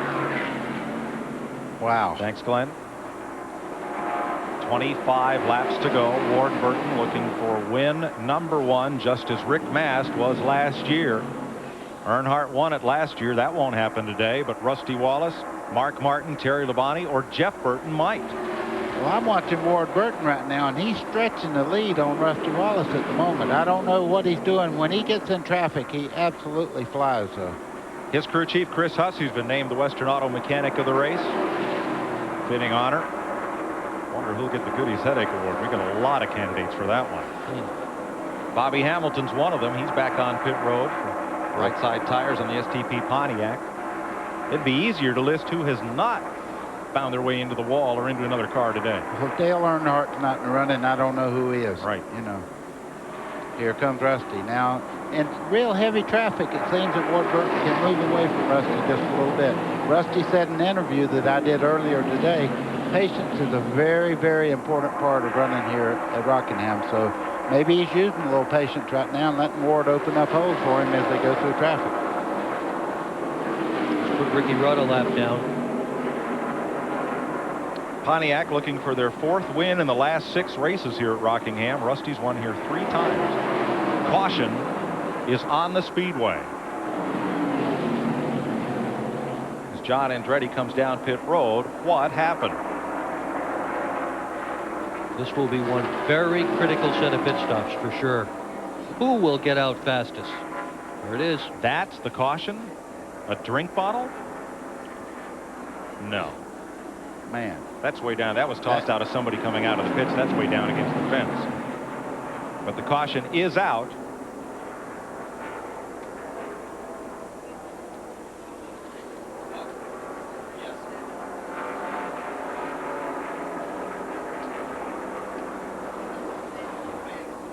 All getting ready to come in this time around for sure. Well, we're still trying to get word on why the caution flag has flown here at lap 372. What a blow this is to Ward Burton and Bill Davis. And now we're going to see how good those 2 pit crews are. Hey, they're waving the flag there, the red flag that pit road is closed at the moment. they'll come back around before they're able to stop. Give the Let crews me check this. That'll give the crews a few more moments to get really nervous. Well, I'm not sure if this is the reason for the caution, but during this caution, they are giving Dale Earnhardt his lap back. I'm not sure if this is unprecedented, because while it does correct the penalty that was given to the Earnhardt team, that was perhaps a mistaken call. Does it not penalize the cars running in the front positions? Because now, if there's pit stops, and surely there will be, they'll lose their positions. This is a very odd set of circumstances here with 20 laps to go. So Earnhardt will go into line, and that's why pit road is closed, to give him back his position. Now they're telling him to move in behind Darrell Waltrip in 8th place. Now that's ahead of some of the cars on the lead lap. Well, this is very surprising, to say the least. It will be a single file restart, and nobody will be allowed to pit. So that answers my question. It does not take away the advantage that Ward Burton, Rusty Wallace, and the other teams have built up on the racetrack. It does take away distance. Well, does it correct one problem and create another? I don't think so, Mike. I think what they done, they corrected a problem they had on the racetrack, and everybody got a little rest, and everybody's got the same amount of wear on their tires. Now they go at it. And the leaders don't have any traffic at all in front of them. They can just contend with each other from here forward, at least for a while. Bit of jostling for lineup positions as the lead lap cars try to get up into line in the back straightaway. And they're going to hold the caution out for one more lap to make sure everyone is properly in line. Interesting call. It will be very interesting to see the letters to the editors in this week's papers. How will the fans view this one? Okay, I see. You see the guy right down in the turn down here with the flag. That means the pit road is closed. It's a red flag with stripes on it. Uh-oh. Now that's... Earnhardt is saying that in moving up with the lead lap cars, he has gotten a flat tire and needs to pit. Wow. John Andretti has come in. Jeff Bodine also pitted. And Joe Nemechek. Well, all this while the pits are closed. It gets curiouser and curiouser. And we're on one to go once more.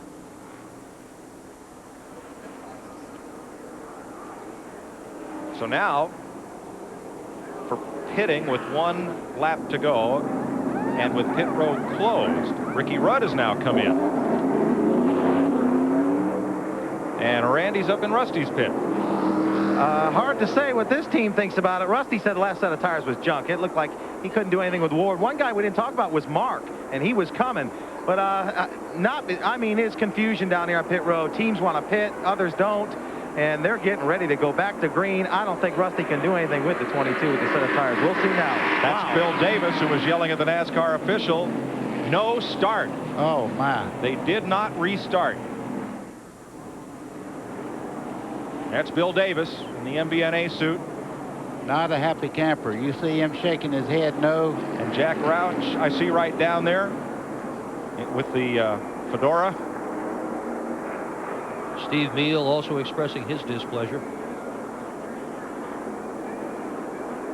And apparently the caution was waived to correct the Earnhardt situation, get him back in line with the lead lap cars after being penalized mistakenly. There's probably no easy way to sort that out. They're going to be talking about this one for years. Years and years. And it looks like a number of the teams. Here's Dale Jarrett on pit road. Pit road is still closed, and we are still under caution. We'll be back and try to sort this out for you right after these messages.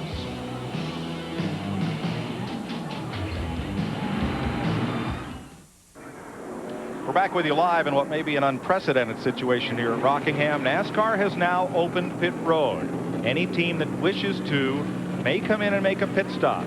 And because of the way all of this is sorted out, what they have said is that when cars come off pit road, They will go back to the position in which they were running at the time the caution flag was flown. Now, every team has gotten the chance to take on tires and make a chassis adjustment and make their car the best they can. So that's good. The teams that stopped, including Jeff Bodine when pit road closed, will get their position back. That's good. Earnhardt gets back on the lead lap because he was unfairly penalized. That's good. The questionable thing here is that now people aren't running the way they were running when that caution flag came out to sort all this out. So Ward Burton will be in the lead, but does he have a winning race car at this point? Rusty Wallace will be in second, no longer has that disadvantage with the odd set of tires. They'll line up the field, and we'll see what happens and get comments from all the folks on this broadcast about it right after this.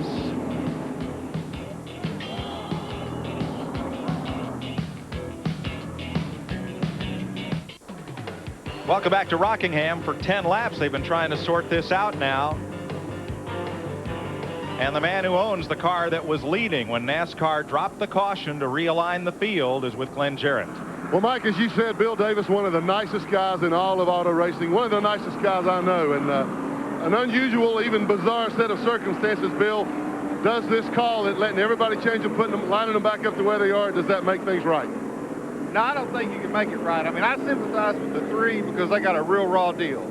But I've never seen NASCAR in the middle of a race correct or wrong. I don't see how you do that, and I don't think they've done it now. You know, we were feeling real good about our chances. There was a lot of racing left, and there's still a lot of racing left. But we liked where we were. You know, guys have done a great job on the on pit row all day, and Ward, of course, has done a wonderful job driving the car. And we were feeling real good about his first opportunity to win a race. But you know, however it ends up, we've had a good day. Yeah, but you always take a chance when you change tires. You never know. You might get a mismatch. Oh, yeah, and we've done that all day. We've been off and on our tires. If you remember, we went way back. We lost 8 or 9 seconds to the leader one time with a bad set of tires. Good tires, they just didn't fit the car real well right then, and we may be in that situation again. You know, we had a real good set of tires on the car, and we're feeling good about our chances, and I don't know, it's tough. Well, it is tough, but I tell you what, this man's handling it with class and grace. These guys are just hoping that this set of tires is as good as the one they had on before. We're going to find out here shortly, I hope. Thanks, Glenn. They had the black flag board with Rusty's number lit up. Randy, what's that about? Hard to say, guys. Now they have stuck the 10 and the 9 in between the 22 and the 2. I haven't gotten a clear understanding as to why yet. I'll try here momentarily. Well, Randy, the 10 would be on the tail end of the lead lap, but I'm not sure about the 9 car. Mike, that might have been the way they were running just as the caution come out. Those 2 cars might have been in between Rusty and the 22 car of Ward Burton. They are now lined up. Gail Connor, who lap charts every lap for every TNN race, tells us the cars are aligned on the racetrack in single file exactly as they were running when the caution was waved. Those 2 lapped cars of Ricky Rudd and Lake Speed were between Ward Burton and Rusty Wallace. So it appears to us that NASCAR has done everything they could to recreate the situation on the track at the moment the caution flag was waved. 1 to go. Down finger restart means it'll be single file. And now there will be just 9 laps left. Wow. I guarantee you, I bet Ward Burton's heart's beating like every time that motor turns over, he's getting boom, boom, boom, boom, boom. He's got to be excited, and that was the best way to redo this. They couldn't let them just get bumper to each other like that. They had to recreate the situation just as it was. Bill France is in the NASCAR booth. So is Mike Helton, Vice President for Competition, Gary Nelson, Winston Cup Director, Ray Hill, who runs the Busch Series. And they have worked this scenario out to try to be as fair as possible to everybody. Randy? Well, as you know, early on, Earnhardt's team asked if they could lead a lap to Rick Mast. I think that was obliged, possibly not. Here's what happened. The 2 team has asked the 10 car if they may move over. Absolutely not. They're not going to do it. So Rusty's in for some trouble here. Ward could go to victory lane easily now. We have a restart coming down the front straightaway right now. And Earnhardt did lead a lap. Green flag, Ward Burton taking off in quest of what he hopes will be his first Winston Cup win. He's got to run 9 circuits to do it. Rusty Wallace pulls down on Lake Speed. Lake Speed moves over. Rusty gets past. Rusty did not get a good restart there, Mike. Not at all. He did not. He was not on Lake Speed's bumper, did not take off well, and there's a good gap now. You just see it right there in your screen between the leader, Ward Burton, and Rusty Wallace. You got to feel for Rusty, but you got to feel for Ward Burton and Bill Davis. They were leading this race handily with 30 to go when this correction caution came out. Mark Martin rides in the 3rd spot. Terry Labonte is 4th. Jeff Burton is 5th. Wow. Boy, Ward Burton is flying right at the moment. He got such a great start. He has about a 7 or 8 car length lead over Ricky Rudd, who's currently showing 2nd on the racetrack, but he backed way down in the rundown. Rudd is 1 lap down in 13th position. Here's Ward Burton, the leader. His brother Jeff is 5th, and John Burton, their dad's going to be one happy fella today. And I bet Ward Burton is holding his breath as if every lap he is running right now is a qualifying lap. He is trying to put together the best laps of his entire racing career. Concentration at the foremost. 2-second lead. His car owner, Bill Davis, got into racing thanks to Mark Martin's dad, Julian. He says, you need a hobby, you need a race car. So he got a Busch team together. Mark drove the car. Mark got out. He said, there's a young fella you ought to put in this car, Jeff Gordon. Jeff Gordon drove for Bill Davis. Jeff Gordon left for Hendrick. Bobby Labonte drove for Bill Davis. Bobby Labonte left for Joe Gibbs. Randy LaJoie, and now Ward Burton drives for Bill Davis, and he's going to try to drive it to victory lane, and everybody in racing would like to see Bill Davis get there. Amen. And I tell you what, they're tussling for positions right behind Ward Burton. He jumped out to a substantial lead, but just behind Rusty Wallace is Mark Martin, and he's closing in. So they're fighting all the way around the racetrack right now. Sterling and Dale battling hard with 4 to go. That's for 6th place. Now that's your 3rd place and 2nd place men in the points. And just ahead of them, Mark Martin, who's 4th in the points.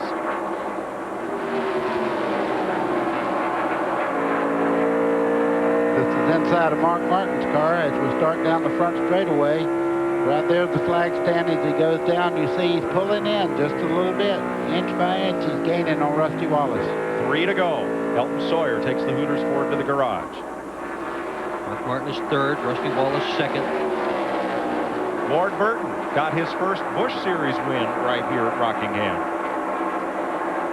Boy, oh boy, I tell you what, this is going to be a great victory. I don't see any way Ward Burton can lose. Rusty Wallace is out there, and you see right behind Mark Martin there is the Iceman himself, Terry Labonte, moving in, trying to make that spot. That's 3rd place. So it comes down to a shootout, a competition caution to correct an errant penalty, and folks, it's going to turn out okay.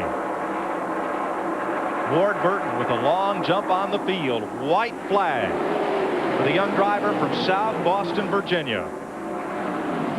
33 years old in the MBNA Pontiac. Rusty Wallace in 2nd. Earnhardt and Sterling Marlin got together in turn 2. They're okay. Off turn 4 for Bill and Gail Davis, for Chris Hussey, that MBNA Pontiac team. Ward Burton scores his first Winston Cup win. And out of turn 4, Darrell Waltrip gets hard into the wall, and the rest of the field gets by. He made contact perhaps with Jeff Gordon. What a wild finish to a day that Dick Berggren started out saying had been bizarre so far. And it ended on the same note. Wow. DW looks like he's okay. He's moving around in the car. Oh, and Darrell had a great race going. He was up in the top 6. Gordon comes around 3 laps down. He finishes, holds the point lead, and Glenn Jarrett's with Bill Davis. Well, congratulations, Bill. I'm going to quote William Shakespeare. All's well that ends well. Man, I tell you, it was tough there for a while. I mean, I don't know. You know, I guess it ended up all right. I mean, you know, I don't know if everybody else agrees, but I do. You know, real proud of Ward Burton, all these guys, Chris Hussey, you know, real proud of them. You know, they did a real great job. Chris, a great crew chief. Ward Burton, what can you say? I think he's going to be as tough as anybody in the garage, and they've got a great future together. I certainly think so, too. We're going to let them celebrate. We'll move down to victory lane. What a great day for Bill and Gail Davis, and also for Ward Burton. Man, this is a happy crowd down here. Well, there's one fellow who's not so happy. Darrell Waltrip going back to the garage at a furious pace. Let's show you what happened to DW. Now, Jeff Gordon had just gotten past Derek Cope and Morgan Shepherd for position. or was trying to move on Shepard and gets right into the back of Darrell. 4 cars all together there. Mike, that looked like Morgan Shepard and Darrell might have made a little contact, and Jeff Gordon come along there and got into DW, but it really didn't look like Jeff Gordon started the whole thing. Buddy, we'll try to take another look at it, see if we can get it earlier up and see if there was an initial contact. But Darrell's car is used up. Big wreck. He had been running an 8th spot. Never made it to the start-finish line. Almost.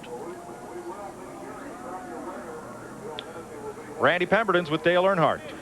Well, Andy Petrie asking where we finished. Dale Earnhardt getting ready to climb out of the Good Red Chevy.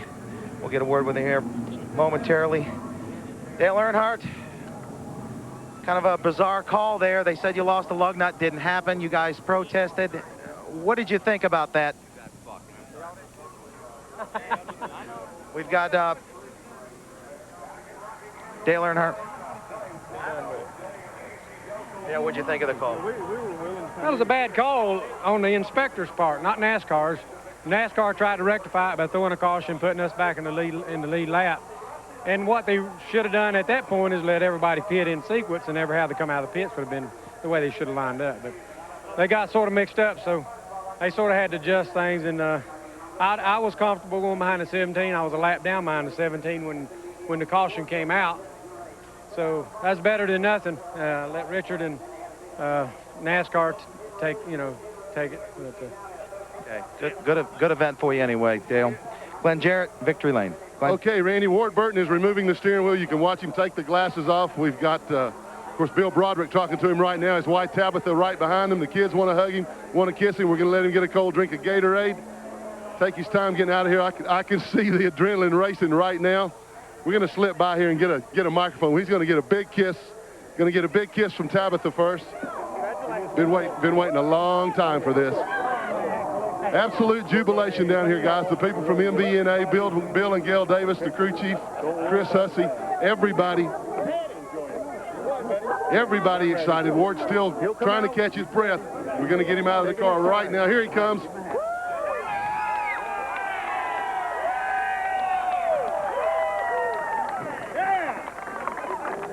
Okay, Ward, first of all, man, I've known you a long time.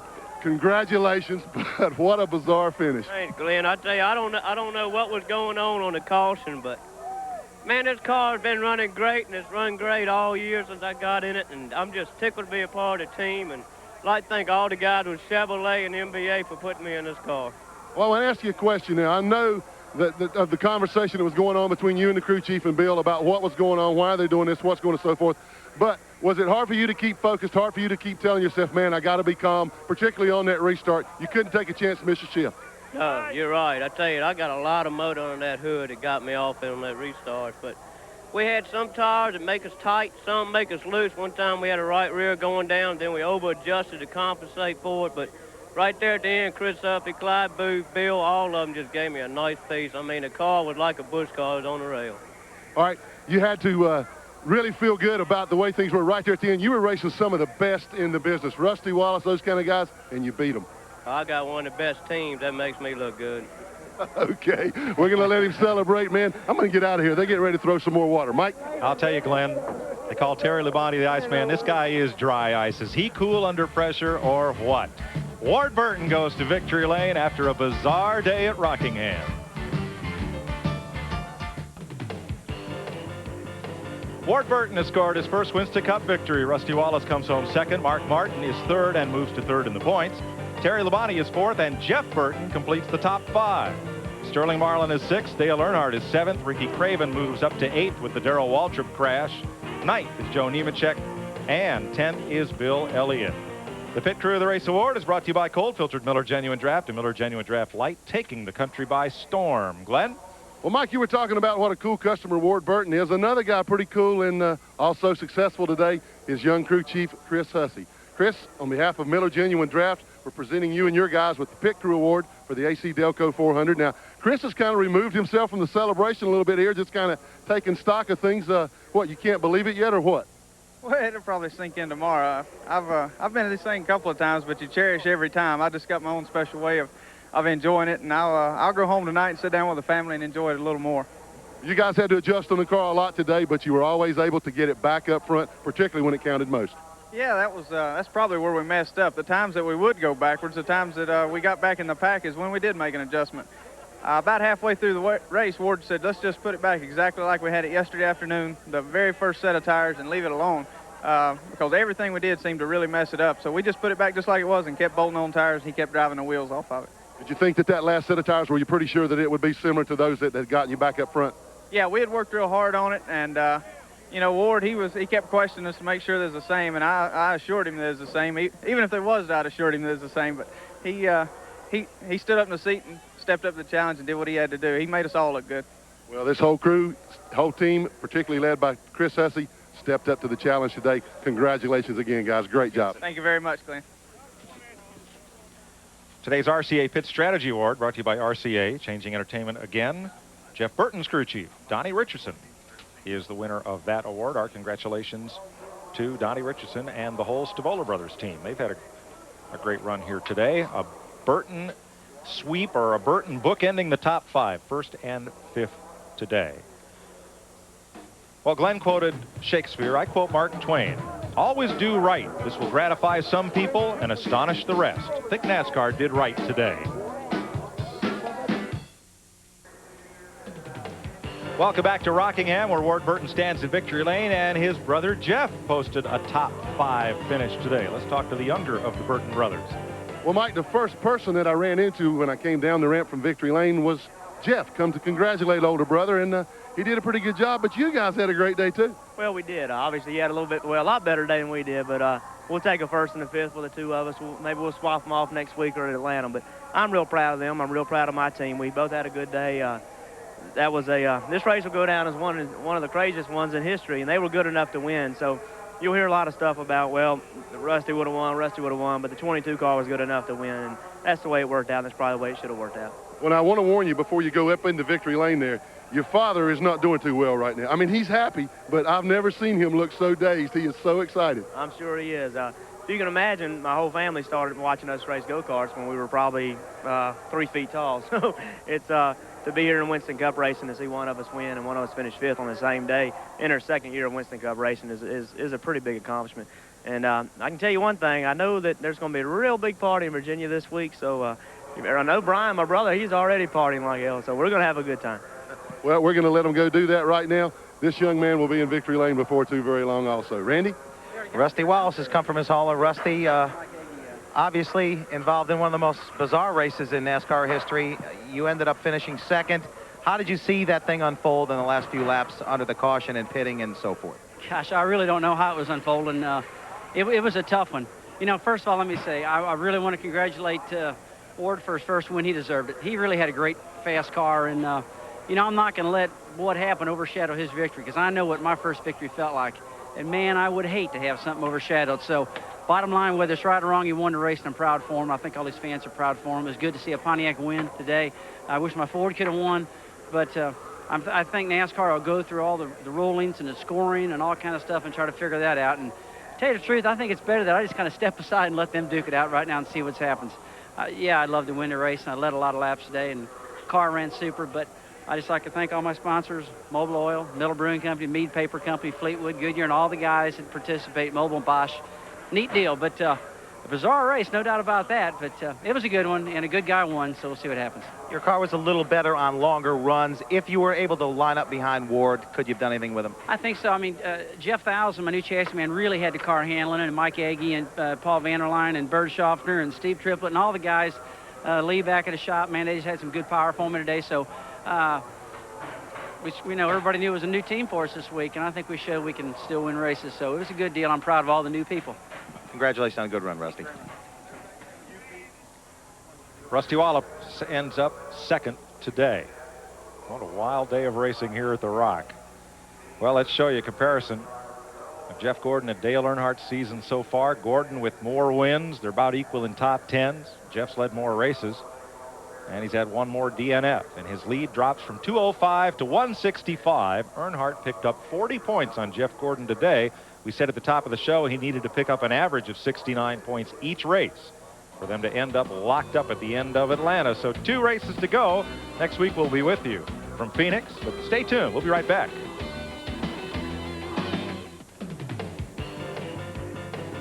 Welcome back to Rockingham. Let's meet the 6th place finisher. Led a good bit of this race today. That was Sterling Marlin. Glenn is with him. Well, Mike, he did. Sterling looked like there at one point in the race early on, you might have something for him there. Went to the front and took off, but then it kind of came and went the rest of the day. Yeah, it did. We had a real good car, and the boys done a real good job in the pits, and everything worked good, and we just adjusted wrong on the air there one time and got way back. The car was just about a half second off from where it had been, and just fell way back, and we just did run a lap stand. I ain't never seen nothing like that to finish the race in my life, but come home 6th and started 28th, and another typical day here at Rockingham. Well, now, is there really a typical day here at Rockingham now? Well, just slip and slide and just on the chassis all day long, so it's kind of about like an old track used to be. You guys have had an awfully good year. You've been competitive everywhere you've been. Still way up there in the points. Looks like 3rd is going to be maybe where you wind up, depending on how things go the next couple of races. You never can tell these days. But looking back over this year, 3 wins, another Daytona 500 win. I mean, you got to be a pretty happy guy. Yeah, we are. I tell you, the Kodak team has really done a good job all year, and I'm tickled to death with them. And won 1 race last year, 3 this year, and maybe we can win 6 next year, maybe win a championship. We sure try. Well, that was my next question for you. This is the first time that you have ever really been in a championship chase, and you stayed in it for a long, long time. And I know that this year, the experience that you guys gained from this year in that championship chase got to make you feel good about that deal for next year. Yeah, well, we'll just, the year's over, and we'll take and look back where we made some mistakes and try to adjust on them and improve on next year. We finished 14th last year and had a lot better car than that, and come back to 3rd or 4th where we're going to wind up this year. And if we can make the improvements made last year, we should be right there. What about next week at Phoenix? You like that place? I love it. It's, Buddy Joe and him do a great job out there. I love going to Phoenix, and got a real good car to go, so looking forward to getting out there. Well, we certainly are too here on TNN. Sterling will be out there, and we'll look for that number 4 Kodak up front. Thanks for being with us. Thanks. Sterling Marlin had a good run here today at Rockingham, though Mark Martin will pass him in the points, taking over 3rd. They came into this race only 8 points apart. Martin finished 3rd in the race, Marlin 6th, and that's a 15-point difference. Ward Burton, the 4th driver for Bill Davis this year, following Randy LaJoie, Jimmy Hensley, and Wally Dallenbach, stands in victory lane. We'll be right back.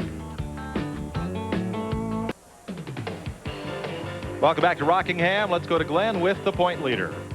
Well, Jeff, obviously not the kind of day you had hoped for, but you guys kept digging. It seemed like every time something would go wrong, you get a chance to fix it, bam, it come back up and bite you again. Yeah, that's the kind of day it was. It just seemed like when we won the cautions, we didn't get them. When we didn't want the cautions, we got them. Then as soon as we started figuring it out, getting the tires to last longer there at the end, getting the car really dialed in, all that stuff happened with Earnhardt. It was a crazy day today, and I've never seen anything like what happened there at the end. But we can't control what happens out there. We just got to have faith in God and keep praying. And we got 2 more races left. And it's so easy to have an easy day, and it's so easy to have a bad day, and that's just the way this sport is. What happened at the race there at the end of the race with Darrell Waltrip? Well, everybody thought he was mad at me. I hope he's not mad at me, because I had nothing to do with what caused him to wreck. He and the 41 were racing real hard, just like Morgan and I were racing real hard. And I got kind of run up high, and all of a sudden Darrell started spinning. Him and the 41, I think, got together, and he got loose. And I had nowhere to go and got into the back of him, and probably made us crash. There's a little bit of a crash that he had much worse, and I hated to see that. I didn't want to get into anybody, and it affected us. We lost a couple spots because of it too. After a day like this, you got a week ahead of you before the next race. How do you handle it mentally? What do you do? What do you tell yourself? We go relax and have a good time, and don't think about racing.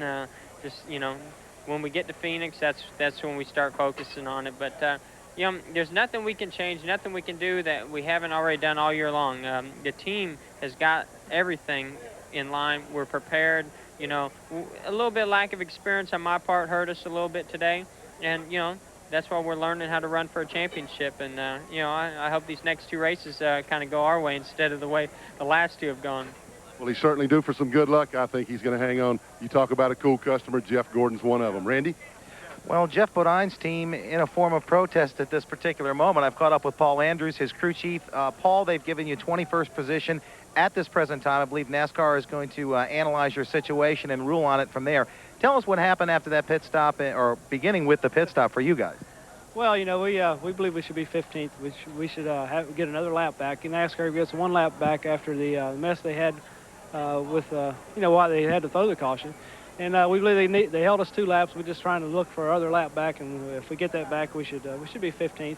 You know, it's a messed up deal. It's confusing for everybody, including NASCAR, I'm sure. I mean, that's not something that happens every day there, and it's not your normal race routine. So it's pretty confusing, and hopefully they'll get everything worked out, you know. But hopefully we'll be all right. So at one particular time, pit road was closed. They gave 1 to go. You were at the back of the pack. You called Jeff into pit. Is that the situation? Yeah, that's correct. They gave us the pit road is closed, and they were coming down for the stripe, and they give 1 to go. We were at the back of the pack. There's only 5 cars behind us. The rule is, to my knowledge, is you know, when the pit road's closed and you pit, you start at the tail end of the longest line. That was fine with me. I was already back there. I wanted 4 tires on that car, and I wanted to make the car handle better.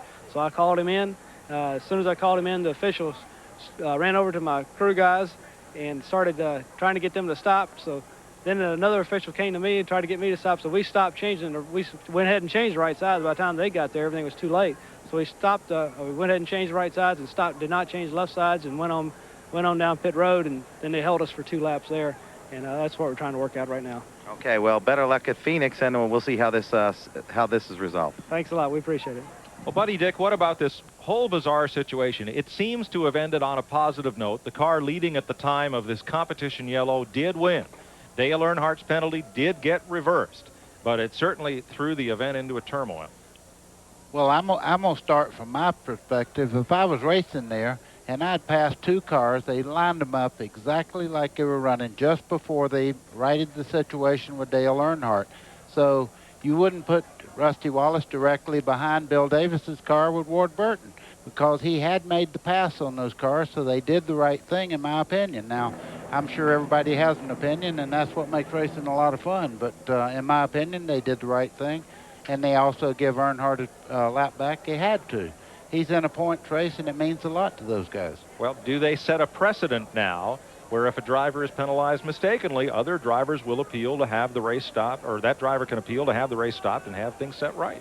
I don't know if it's going to really set a precedent. The important thing here, Mike, is that all's well that ends well, and that's in fact what happened here today. And you can argue about the strategy to get us where we wound up. And I'm sure NASCAR is going to look at that, and they're going to look at it very, very carefully, and they're going to decide what they should do should another situation like this occur. This has never happened before. And so it was a unique situation. They had to try to figure out what to do. What they did turned out to give us the proper outcome. Dick, the point I was trying to make, if they'd let Rusty Wallace come out directly behind Ward Burton, make up 2 spots that he didn't earn on the racetrack, that would have been wrong. And I agree. They'll set a precedent. They'll come up with a procedure. And I think it's important, too, to note that an official's call that was not exactly correct did not cost Earnhardt his chance to run for the championship. I agree with you both. All's well that ends well. Let's go back to the garage. Here's Glenn. Well, guys, I'm standing by with Ted Musgrave. He drives the Family Channel Ford with Roush Racing, of course. And Ted, kind of a tough day for you at the Rock. It wasn't one of the best ones. Kind of about as tough as it's saying Roush, isn't it? Tougher. Yeah, it's been kind of tough. You know, the car started out a little tight, and we worked on it. You know, and took some wedge out, took some air pressure out of the right rear. Or, you know, we just kept adding some stuff to it, and nothing helped until finally we put a rubber in the right rear spring about lap 200, you know, usual. And we got it hit it where we could just run the same laps as the leaders. We came in the next stop, put on 4 tires, and then as I left, the crew radioed back in and said, well, the rubber fell out. It's laying here on the ground. So back to tight again. It's not my day again. I'll tell you what, guys are working hard, you know, and I just keep having these little things happen to me. But as long as it happens to me and I run here and Mark can keep running in the top 5 and go for the championship points, that's okay. You know, like I say, we're going to just keep battling here. We got a lot of things to go on. You know, Phoenix is coming up, Atlanta. You know, we got a battle. We're pretty well solidly in 7 points in the standings for the rest of the year. But, you know, we sure want to be in the top 5, and we're not going to do it by doing this. You know, luck's just not on our side right now, Glenn. Well, that's exactly the way it is. It's too bad you started out good. Wish you good luck next week at Phoenix. We're going to come back with more post-race commentary here from The Rock right after these messages. Stay tuned. And you can join the NASCAR family cruise and not be stuck in this traffic December 4th through 7th. Call the number on your screen. benefit the Winston Cup Drivers' Wives Auxiliary. R.J. Reynolds, Image South, Lavelle, sponsoring the cruise on the Big Red Boat. All right, from Baywatch to Baby Watch, Patty Wheeler, who runs World Sports, that produces these shows for TNN, had her second child this week, a daughter, Adele. My brother David, nervous all week, and his wife Barbara, their first child, Megan. And let's go back to the garage where Randy Pemberton's standing by. Well, Mark Martin has left the building, so to speak, but Steve Meal is here as crew chief. Steve, you guys had a heck of a run late in the race. I know that probably didn't unfold the way you wanted it to, but nonetheless, you finished third. Yeah, we had our car set up for long runs, and we had like 130 laps to go when the last green flag flew, and we thought we were in good shape. We come out of the pits on the last stop 3 seconds behind the leader, and when the last caution come out, we were down to 1 second, so we felt like we had a real good race car for long runs. And when the caution came out, it kind of killed us, but I understand the reason for the caution, and it was a different day, but I'm not saying I disagree with anything. I just never seen it before, but NASCAR did what they thought was right, and it's real hard to officiate these races. There's a lot of emotion, a lot of ego. Proud for Bill Davis and Ward Burton and Chris Huzzy. And the 6 car ran real good. We didn't get our third in a row, but we were in position to do it, and circumstances might have got us a little bit, but we're real proud of what happened. Okay, congratulations on a good day, Steve. Thanks, Rand. Glenn? Well, we're standing by with Dale Earnhardt's car owner and Mike Skinner's truck owner, Richard Childress, and we've talked about it, we've heard about it, but it was a little bit unusual for the finish of a NASCAR race. Yeah, you know, I got to hand it to NASCAR for trying to do something about the confusion there. And, you know, we're still not happy with the finish, and we're going to talk to them in a few minutes. You know, we feel that we still lost 25 points in the thing. You know, we were running 4th or 5th. And, Jeff, you know, we're racing them for the championship, and they were like 24th or so at that time. And not to bring it back to those numbers, but he gained on the caution because he got to make that lap up. So, you know, we're just going to go in there and talk, and nothing toward Hendricks or Gordon or anything. I'm sure they would be speaking the same way if they were in this situation. And, you know, it's unfortunate that the inspector made that call, but, you know, it's kind of like a referee. Sometimes they make a call and look back and say, gosh, I wish I hadn't have done that thing. So we're just going to go talk to NASCAR. We filed a protest here, and we're going to see what's going to happen out of it. Well, a lot of other sports, they won't let you undo things. NASCAR at least tried to do that. Let's change gears for just a moment. You made some announcements this week about crew chief and team management and so forth for next year. Instead of going outside, bringing somebody in, you guys reached inside your own organization.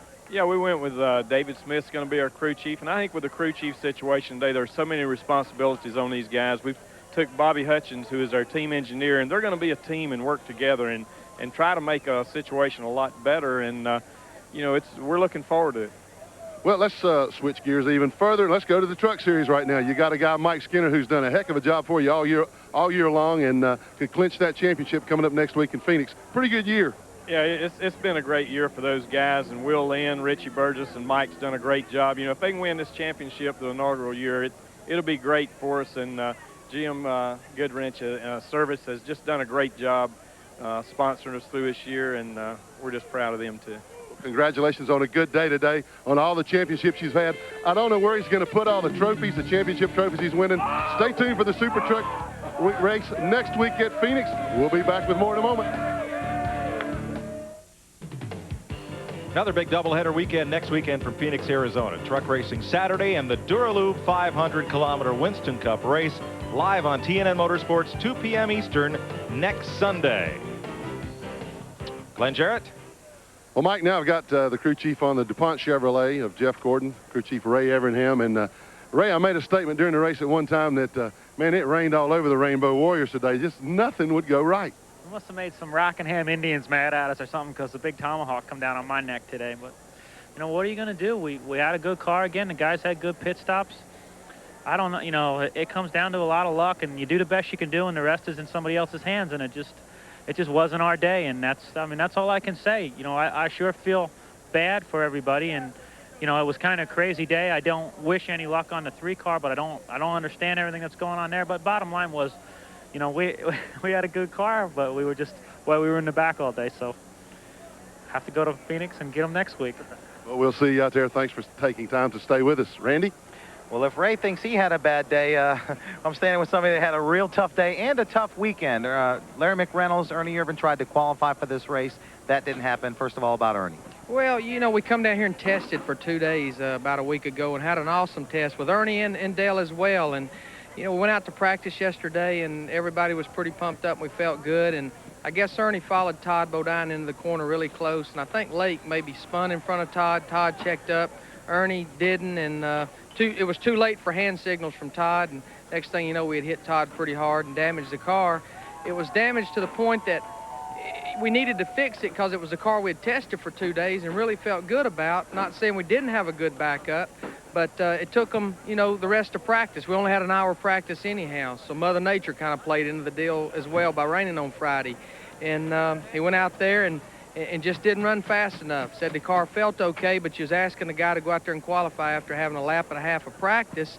And Dave Marcus right in front of him, the qualifier before him, spun out. So, I mean, there wasn't no chips in his favor.